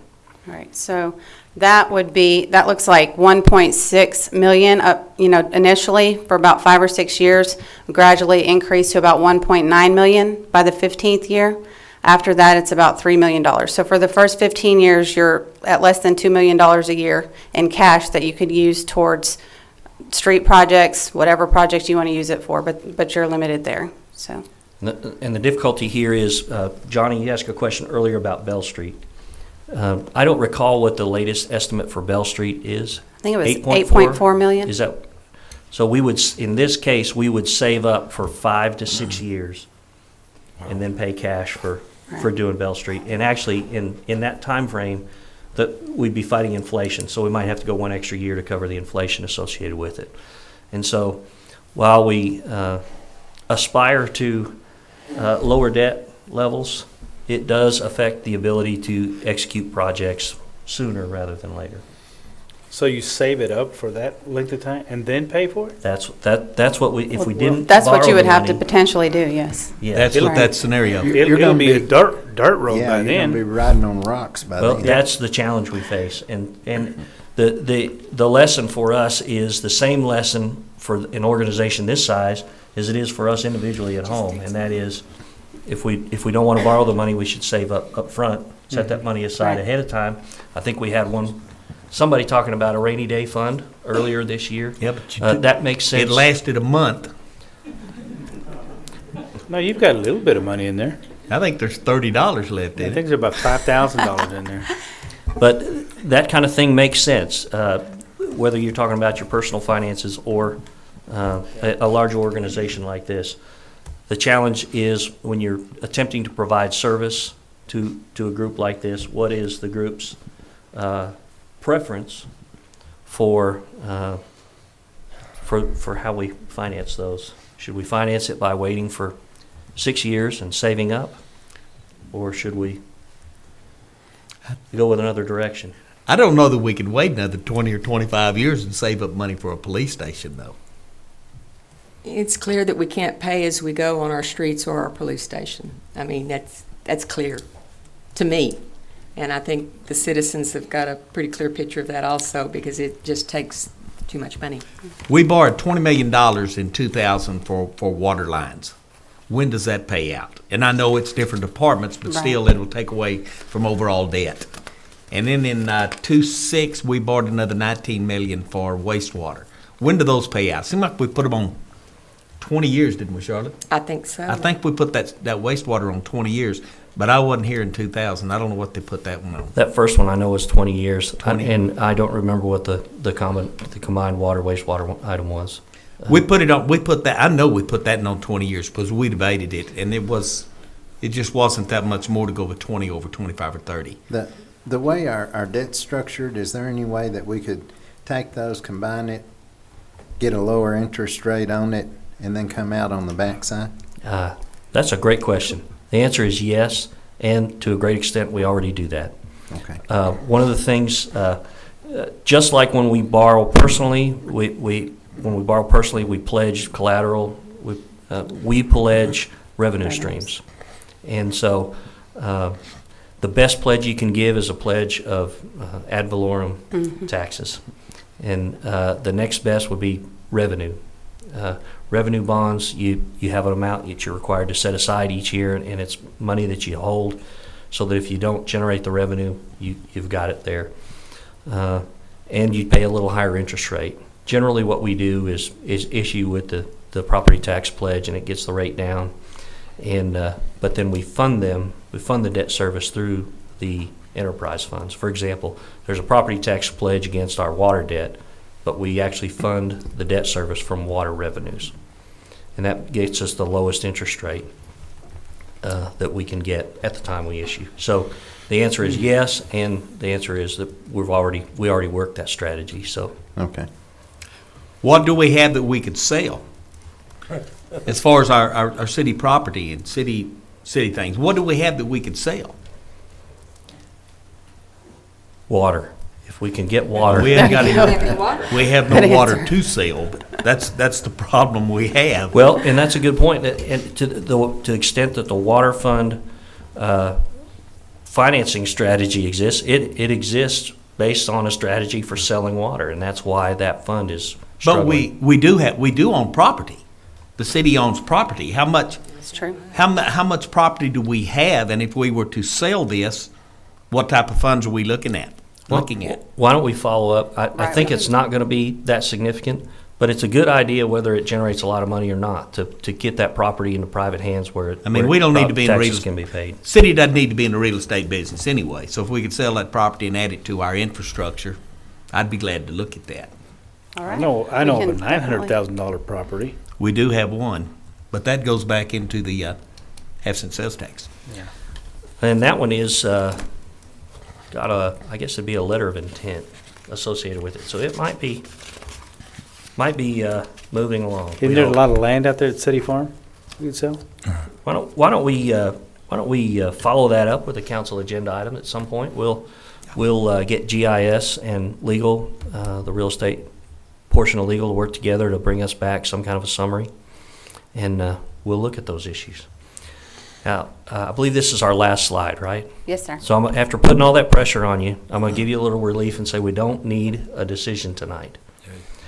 What we'd like you to do is think about what your priorities are and what your preferences are for minimizing debt, pay as you go versus timing of the projects.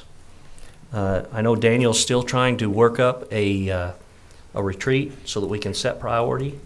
And just like earlier when we were talking about an individual issue and we had two council members give us specific guidance on what their priority was for a couple of stormwater projects, some specific guidance, some goal setting here, when you and Daniel meet to talk about goals, we would appreciate that.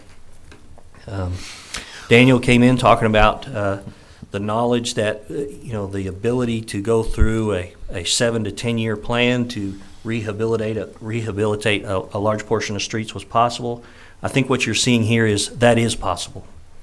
And it becomes a question of how do we do that and how do we move through that? And obviously it's got to be a priority for council to step into additional debt. Questions, council? Any more? Johnny? No, I just like the fact that we still have that option of using a portion of that half-cent sales tax money to add to this. And we're gonna talk about that on item number 3. Next. We've already got plans to talk about that when Roland gets up here. Did I make my hour and 15 minutes? You did very well. We have public comment on this one. Come on up, Harry.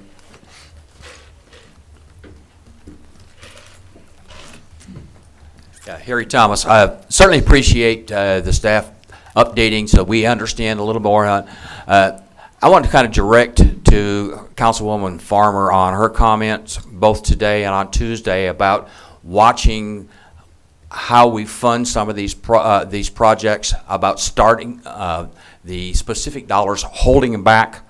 There are some of these projects on the CIP plan that are funded that are using other funds like the hotel occupancy tax funds that are specific to those things.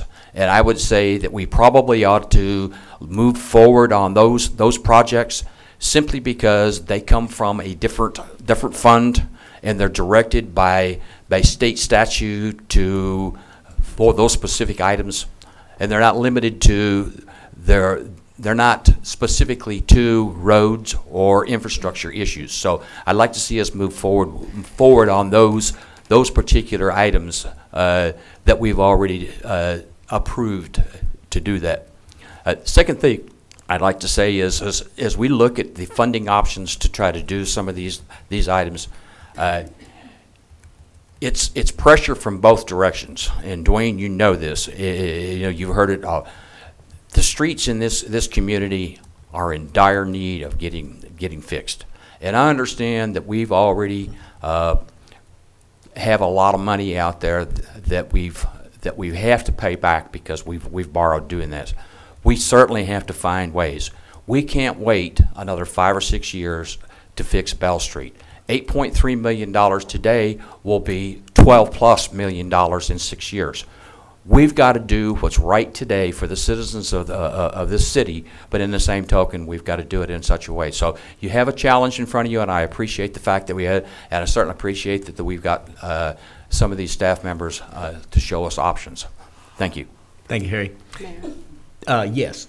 Thank you, Mr. Thomas, for pointing that out, which I apologize for not making it clear Tuesday or today. I do understand the other sources of funding, but we must be very, very careful when we point out to the citizens, yes, we don't have money for a new police station, but this money, it comes out of different pots, and they don't understand. And we've got to be careful in explaining that situation. Yes, Thank you. and I'd appreciate that. I mean, I think, and we said it before in the earlier presentations on stormwater, most citizens do not understand these things. We've got to do a better job of somehow addressing that through the media or whatever the ways. So, thank you. I appreciate that.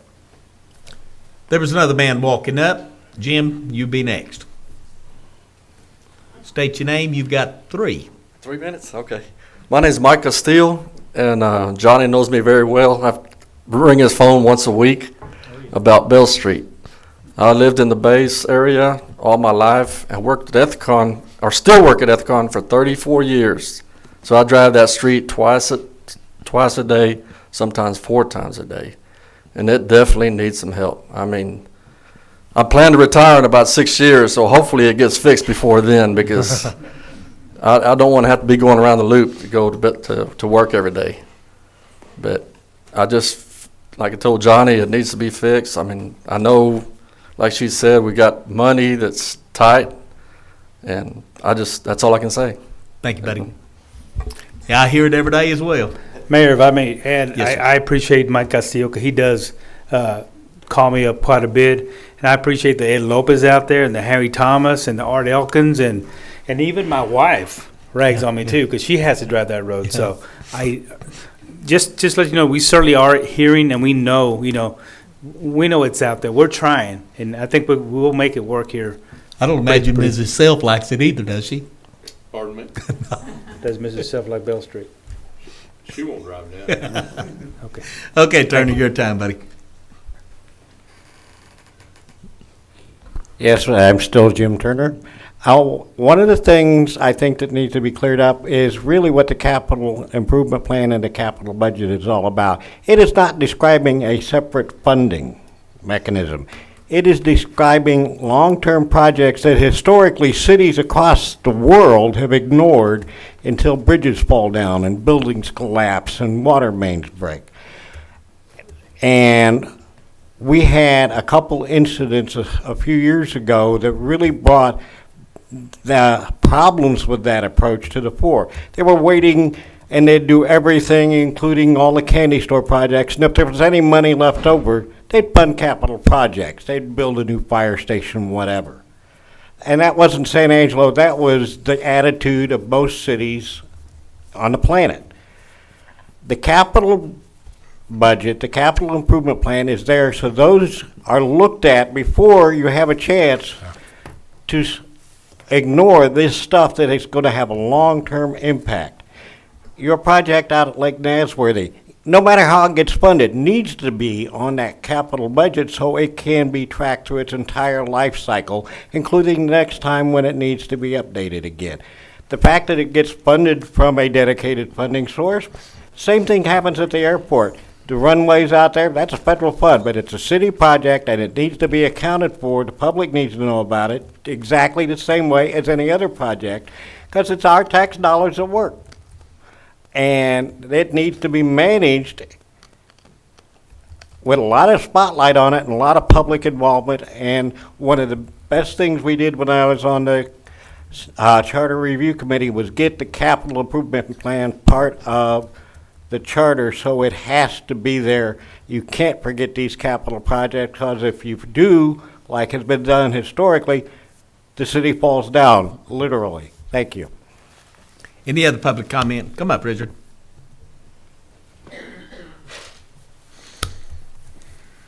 I'm limiting you to 3 minutes too, just like the rest.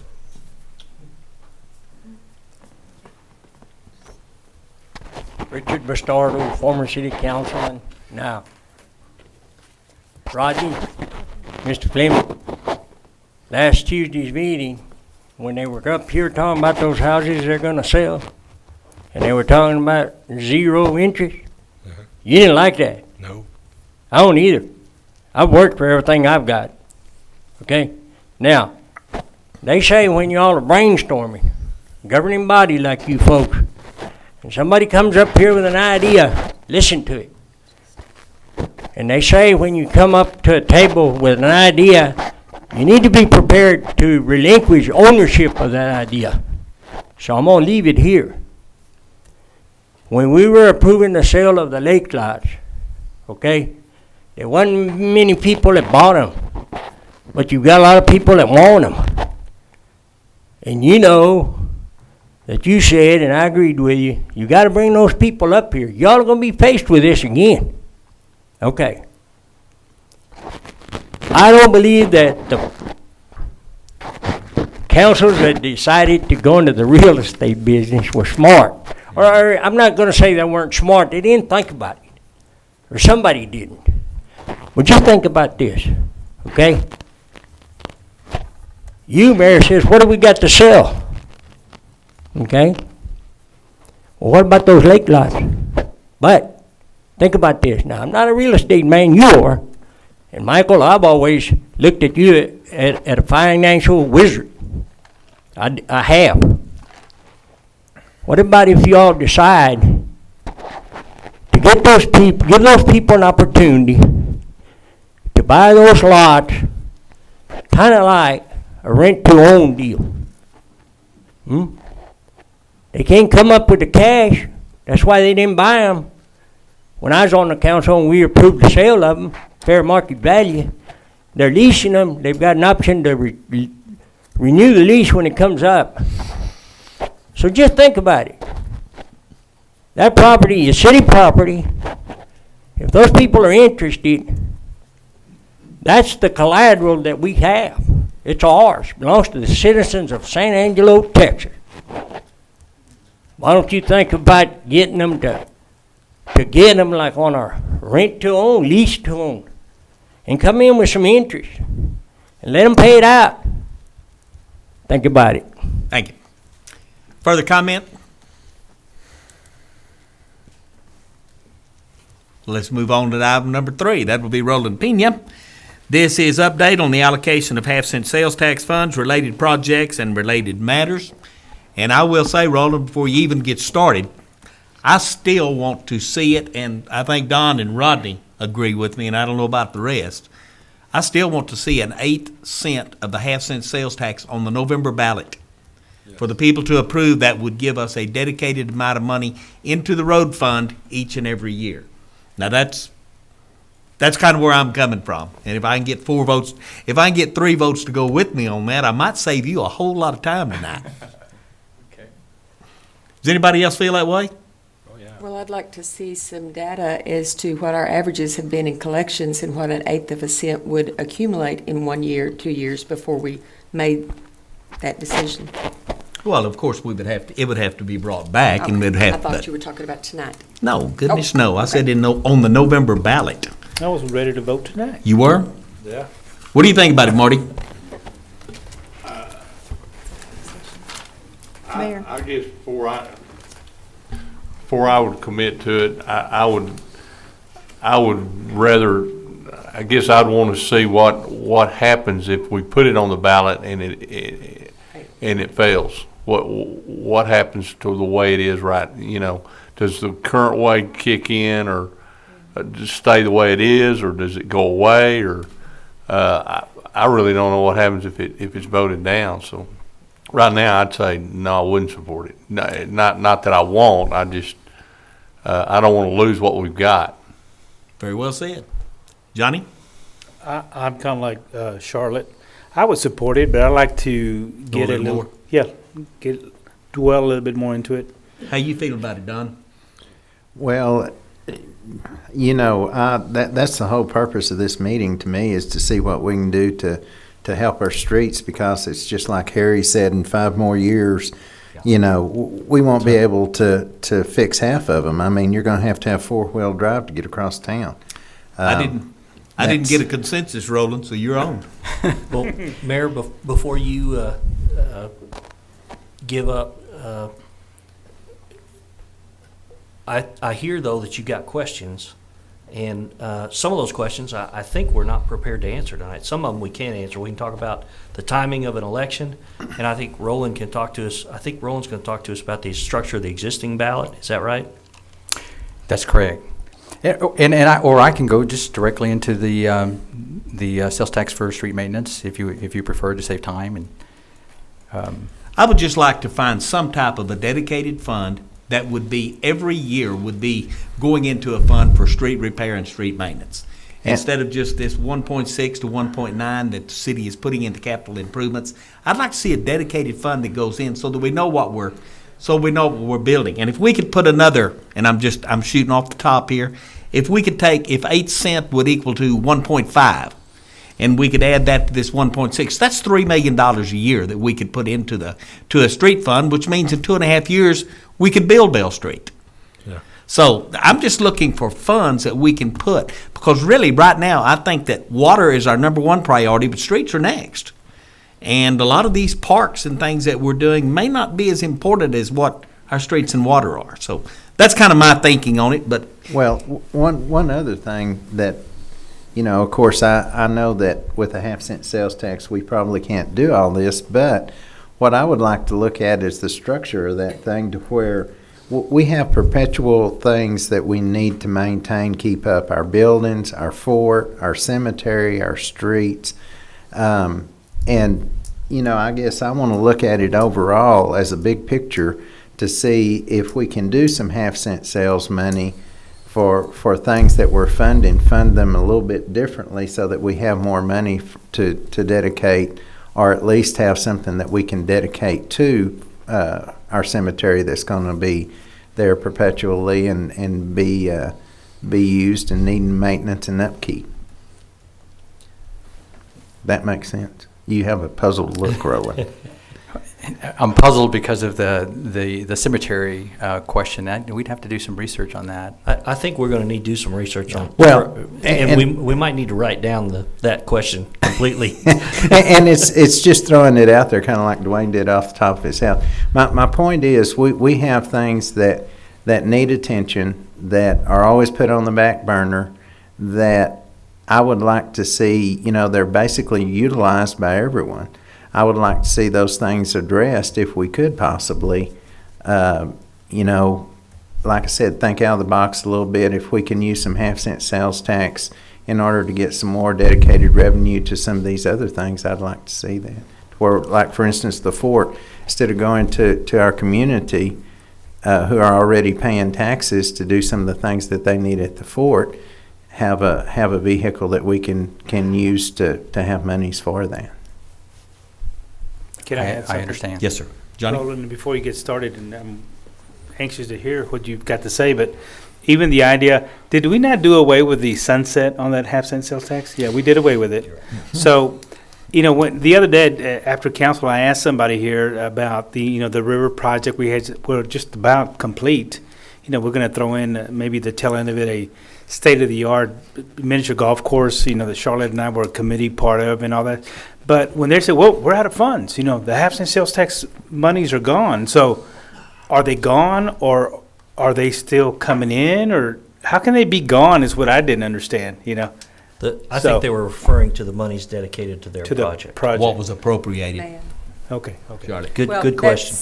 Would have to be an in-depth study done and to compare what our commitments are in the 0.5 cent That's sales exactly tax right. money Yeah. and what is been historically revenue coming in and the offset and the ups and downs of that. But I certainly would want an in-depth study of the language that is already there and what happens, like I believe it was Mr. Self said, what if it fails? I mean, we need to be very careful. But look at it, yes. You're up. Okay, thank you. Thank you for the opportunity, Mayor and council members. I'll proceed with this presentation. I'll try to make it very, very brief because I know it's late. I've provided you some background information on the sales tax election history, and the information on the ballot approval. Some of those projects is in your meeting packet, but I'm going to make it very brief. I'm going to try to touch just on the highlights. I thought that for the benefit of the public tonight that I would mention that the city of San Angelo had 2 failed attempts before the voters approved the half-cent sales tax for economic development back in 1999. And at that point, they provided a sunset provision to 6 years.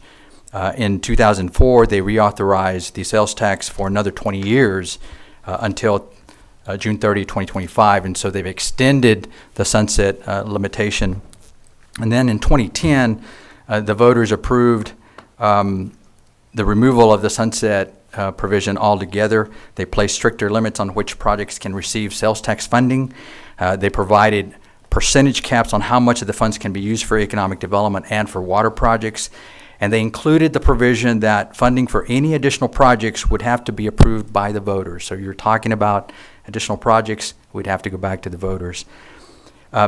One important point to make is that in 2004, when they extended the sunset provision, that was my understanding from some of the veterans here, some of the folks that were here back then, was that that was a narrowly approved election.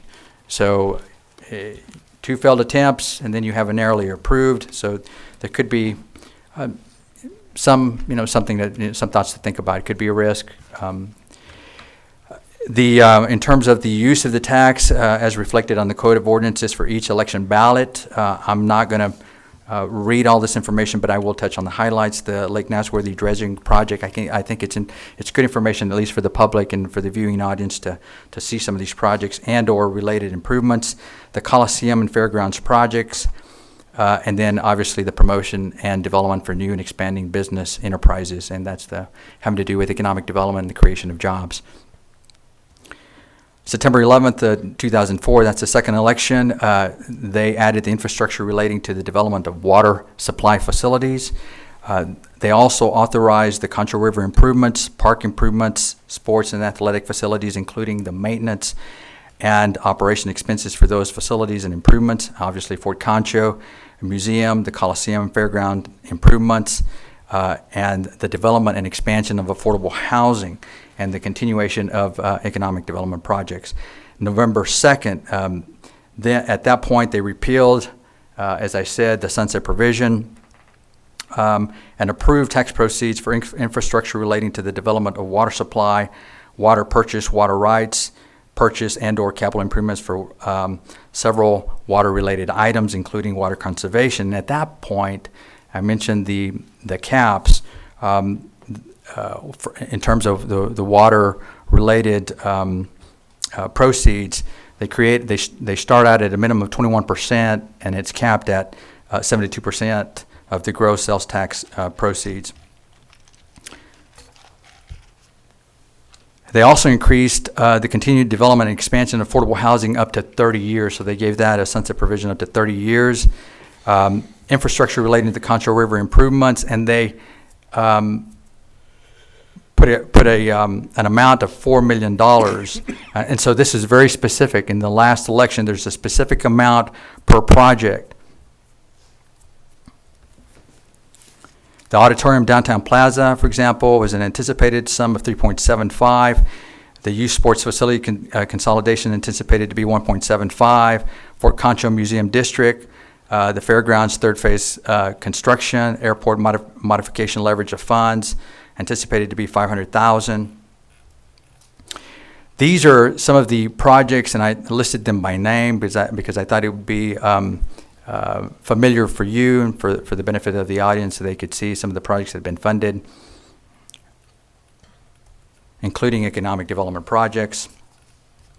So lastly, and probably the most important part that you've already alluded to, is the municipal sales and use tax for street maintenance. So you are aware that the tax code authorizes cities to raise the local sales tax at a rate of 1/8 of 1% or 1/4 of 1%. And it is my understanding, and finance can help me with that, but I believe that we can only pursue 1/8 of a percent because of the current debt that we have today. Cities can impose a tax, obviously with voter approval. So an election is required, provided that it's held on a uniform election date. It is already too late for the May election, so we'd have to be looking at the November election. The city does not have to form a special development corporation or create a special district to administer the street maintenance sales tax. They can administer the funds tax directly, but it needs to adhere to keeping the funds separately since the use of the tax is restricted. It's important to note, though, that the sales tax may only be used to maintain and repair municipal streets that existed on the date of the election and at the time it's adopted. So any new streets built after the election cannot be maintained and or funded. The other important item is that the municipal street does not include a designated state or federal highway or road or a designated county road. The street and maintenance sales tax has to be reauthorized. In other words, you have to go to the voters every 4 years to have it reauthorized. So that is something that you have to think about. Should the tax expire and you haven't held an election, or if you hold the election and it fails, then you have to wait a year anniversary from the time you held the election. With that, I will be glad to answer any questions. I think I made that pretty brief. I do have some subject matter experts in the audience, some of the department heads who have been involved with some of these projects, like Parks and Recreation, obviously legal, who helped craft some of the ballot language, our city clerk who can talk about the election dates, and then you have some other department heads that have been involved with some of the other projects. So I'll be glad to entertain any questions. Thank you, Roland. I would really like for you to investigate this, to see how many dollars we have available, to see if we have enough dollars available to enact an 8-cent sales tax to roads and still maintain what we already have obligated. That should be something you could figure out, isn't it? Yes, we can. If you could. And what are we looking at as a schedule on this, Ms. Bowling, to get it on a November ballot? I'd have to read the statute. Let's see. I do have it. It's August 18th. We would have to have everything in place and adopted by August 18th. Okay. That gives us 5 months. Yeah. Well, Mayor, this clearly would be a priority for council and should be a topic at Daniel's priority setting meeting.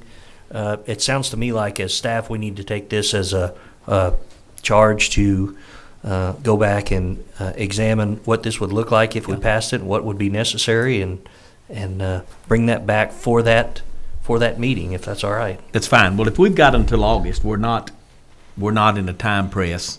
Jim, I'll get you just a minute, sir. We're not in a time press, so I believe we've got time if Roland could put some figures together and we could put it on the agenda. Don? One of the questions that I have, were there specific amounts listed in here? Is that ironclad, and what is our status of those? I have all those monies been spent? Are they in process? Did we borrow money to complete those, and that's the debt that you're discussing? That is correct. I believe there's been three issues, at least 2 bond issues and some certificates of obligation, but I believe Morgan or Tina can help me with that. Don, I'm not sure we've got the details on exactly what it has and has not been started or completed. Okay. But as far as you said something about ironclad, are those numbers ironclad?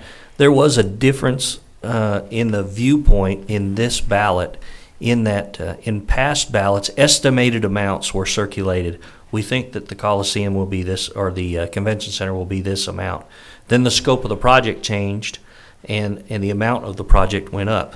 With this ballot, I was told that it was written this way so that the amounts were capped at the amount in the ballot, and that half-cent sales tax could be used up to that amount, but not beyond that amount. Well, then on item E, river improvements, $4 million. Have we capped that? Is it maxed out? And I guess what I'm asking for is if we can have a status of each one of these. If they're already completed and they're already maxed out, then I'd like to know that. I can provide that information. Well, actually, that is, you're actually doing our work for us, which we appreciate. That is absolutely necessary for us to determine what kind of capacity exists at some future date. For example, a November election would have some effective date associated with it, and we would need to be sure that we could perform financially as of that date. And so we'll need to review existing projects, projects we've made commitments on, and be sure that we can satisfy the commitments we've already made in order to move ahead with this. So, and I didn't mean to blindside you, Roland, but I would like some figures. Is there enough money in our half-cent sales tax that we could dedicate 1/8 to street maintenance? I mean, figure it out. Give us some figures. And I believe Morgan has already done some preliminary work, and I believe we can handle 1/8, but we cannot handle a 1/4. And with regard to some of the projects, for example, you mentioned Red Arroyo, and I'm looking only at the financials for the January information, the January financials. There was $325,000 allocated to that and budgeted to that. And I don't believe all of that has been used. I think there's only been 10,000 used to date. You mentioned whether we were using sales tax funds for that project. Morgan, would you like to add any additional information? Well, and along with that, just, the status, is it 50% complete, or we have the dedicated funds for it, just like I said, mainly the status of each one. I don't have the status of each project right now. We do a monthly update on the capital improvement projects that we have up to date as of end of January, that we could have that information rather quickly. But as far as the funding for each item, we have funded all of the capital projects that were promised to the ballot, on the ballot to the voters, except for 4 items. That there were some items that we could not fit in our debt capacity at the time, and so there are 4 projects that still need debt issued for them, or some funds allocated to those projects. And in fairness, let me say, staff couldn't move the projects along in that time because they were working on other projects. Their debt capacity was there. Okay. So those projects include an improvement at Fort Concho, 29th Street Sports Complex, and another athletics facilities project, which I don't know the details on. But there were some projects that are on the ballot that we have not yet issued debt for, that are not yet budgeted. Well, and see, one of the things that brings the question up is we have $1 million here, and yet on our capital improvement plan, we showed that we needed heating and cooling units for the fort. So that's what I was trying to get a grasp of. And I believe the $1 million that was specific to the Fort Concho Visitor Center. Yes. Not to a very specific facility at the fort. That's a good question. Why don't we do need to do a complete rehash, not just for council, but for the public to see. And so we do need to bring that back so that we're accountable on the ballot to-do list. Okay. Would it be reasonable to ask within 60 days that you can have some figures put together that you could bring back? We could put it on an agenda item.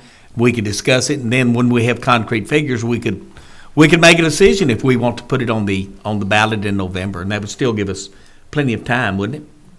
Oh, yeah. Would that be all? Does that sound reasonable, council? Charlotte? I just have a question before Yes, we move on. go ahead.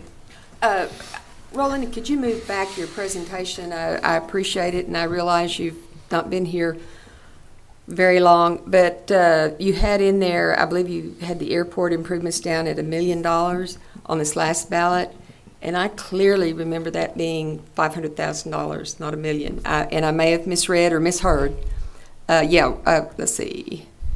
500,000, you are correct. It's the It's last line. 500,000, not a Yes. million. Oh, there it is at the bottom. I'm Yes. sorry, didn't see it. Thank you. Third phase of the fairgrounds is $1 million. Just didn't see that bottom line. Any other council discussion on this? Jim, I know you want to make a statement. Come forward, please, sir.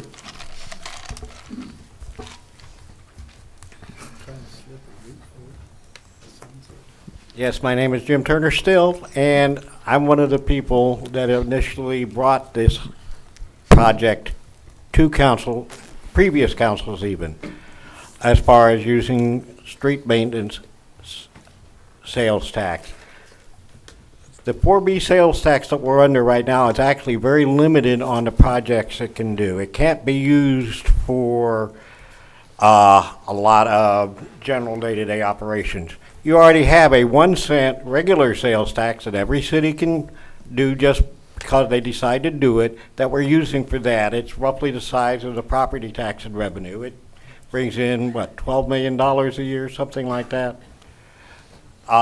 Basically double what the half cent is, which is around $6 million. So between all the sales tax, we're pulling in $18 million a year, roughly. Some of that goes to the general fund. That 1 cent portion is general fund money.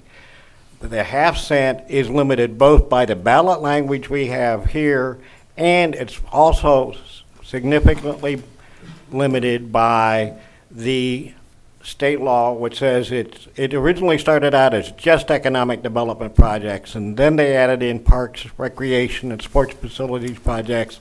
And I think the last edition, the one that we're using the most heavily right now, was for water projects and development. And it has to be development projects, not day-to-day operations. You can do a little bit of maintenance with it on things like parks and so on, but most of it is supposed to be to stimulate the economy and stimulate the growth of the city. Street maintenance can't be done with a 4B sales tax unless it's tied into an economic development project, and there aren't very many of those that come along. Half cents, I mean, you can, and all of these optional sales taxes have to go in 8 cent increments, 8 cent, quarter cent. We could have a 3/4 cent 4B sales tax, for example. We didn't, we went with a full half. We've talked to the Secretary of State on this, and if the ballot is written the way it's supposed to be by state law, if the voters don't approve it, we just keep doing business as usual. It will not change what the half cent sales tax is as of today. But you do have to take and write it as one item that goes before the voters that changes the entire package. Can be done. That's the way the Secretary of State wants it done. That's what's implied, but not, I don't think it's specifically stated, but that's what they want. If you're going to change this section of your sales tax, you do the whole thing as one ballot issue, all the changes in it, put it before the voters, up or down. You can't do it piecemeal. You can't have this one that we couldn't be getting rid of the 4B at the same time we also would approve a street maintenance sales tax unless it was all one item. It couldn't be two separate items. If the street maintenance sales tax didn't pass, say 4 years down the road, we tried it, didn't like it, then we would revert to the half cent sales tax like we have right now. That 8 cent would go back into the 4B tax automatically. Again, this would be part of what was in the ballot language, but that was also how it would work. And one of the things that limits is we can't take and kill anything that has already been approved and part of this sales tax funding. That's why we're limited to an 8 cent for street maintenance tax. At some further date, as projects mature, things change, we may decide we want to go to a full 1/4 cent for a street maintenance tax, but we can't at this time because we do have that money committed, and they won't let us change that until it's all paid off. Thank you. Thank you, Turner. Chris?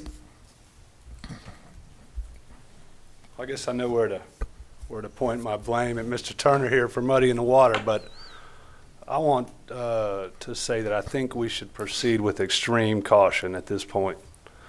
In 2010, the voters lifted the sunset and put 72% of these funds toward long-term water supply. I don't think that we've cracked that nut yet. We've made some headway with the Hickory. If it comes online on time as promised, we got opportunities at the Red Arroyo. We got opportunities with reuse and reclamation. And I want to touch on something Mr. Mr. Fleming said, and he said nobody's going to care what the streets are like when no water comes out of the tap. You've got good capacity to fund streets with issuance of debt. You can take out big chunks of the problem at a time, but really meddling with your means of funding long-term water supply at this juncture, I think, is premature. It's a great program. Other cities have used the 8th cent to help their streets along, but I don't think San Angelo is in a position to take what we have that has no sunset, which is a good thing given the history of the half-cent sales tax in this town and narrow passage, 2 failed elections. We're 20 years behind the rest of the state in passing it. You know, they put this into effect in 1979. 99 comes around, we get on ball. We're on board. We're going ahead. So I think you should focus on water and tell your constituents that streets are important to us and we recognize your concern. But we need to be looking over the hill 15, 16, 18, 24 months, 36 months, and ensuring that this town has adequate water for the growth that is anticipated and for the residents that live here today. I don't think that anybody wants to unleash the negative economic consequences of not having any water. So, well said. We'll, and you're easy to turn around, Dwayne. You'll say, yeah, we thought about it. Cornell was right. I'm going to have to go with him this time. So, I still want Roland to bring back some figures so that we know exactly what we're dealing with. But you do have a point there, sir. Well, I mean, the voters in 2010 realized where we were water-wise, and it was important to them. So, thank you, Chris. You bet. We're through, Turner. Anybody else want to speak to this? Good evening. My name is Pat Malloy. I was with the Chamber of Commerce for 16 years, Director of Economic Development. And here recently I learned that one of the projects I worked on, well, actually 2 of them here more recently, have gone out of business. The people out at the airport, Amcom Dyncorp Aerospace, have left. They're moving on to other Army bases in the United States. The Verizon Live Source Center at one time had a couple hundred people. They've left. I guess I'm here tonight to refocus attention on the true purpose of the half-cent sales tax, and that is to bring jobs into the community and help our existing companies grow. Economic development is not static. It's just changing all the time. As you know, we add a few companies. The oil field is booming. Companies go out of business or do other things. But we need to have those funds available as much as possible to alleviate some of these swings in the economy. A lot of politicians right now, including appellate court judges, are saying, you know, I have helped economic development. I think if the truth be known, I think the state of our economy in Texas is largely the response of the half-cent sales tax communities across the state. Abilene, Amarillo, San Angelo, creating thousands and thousands of jobs. So, you know, I view this situation here in San Angelo as a danger to that continued effort on our part. In those 16 years I was with the Chamber, I worked on about 45 projects that were either new companies or expansions, and COSA DC stepped in later years. I retired in 2009 and helped with about 26 or 27 of those. And those were all important inputs at the time to create those new jobs. These were either new companies or local expansions. The major projects were all preceded by an economic impact analysis. We've talked about streets, we've talked about paths, hiking paths. Those do not create jobs. Only jobs create jobs and add additional inducements for other jobs created in the community. I really don't have a problem with, the eighth to a fourth of a cent for streets. I know this is a tsunami coming at me from the side over here, but I would hope you would at least try to hold that 28% that's dedicated to economic development and continue to look at that as a way to grow our economy. Those funds are used to manage projects, they're used to advertise the community, and in some cases they're used for incentives. And you've got to have that continuous stream and coming into the chamber and the COSA DC so that we can continue this effort. I guess that's about all I have to say. I'm kind of the skunk in the chicken house here. I'm just trying to say, please continue to give consideration for those types of activities that create new wealth in the community. Thank you. Thank you, Pat. Spoken like a true economic developer. And on the good side, I found that penny that you were looking for the streets. Thank you, Pat. That's the wonderful thing about having public input. You get all different directions. So that's what we need. We need everything to be brought forth, and then we'll put the figures together, and we can make a decision. Anyone else care to speak from the public? Then I'm moving to item 4. Motion to adjourn. And all in favor say aye. Aye. This meeting's over. Thank you.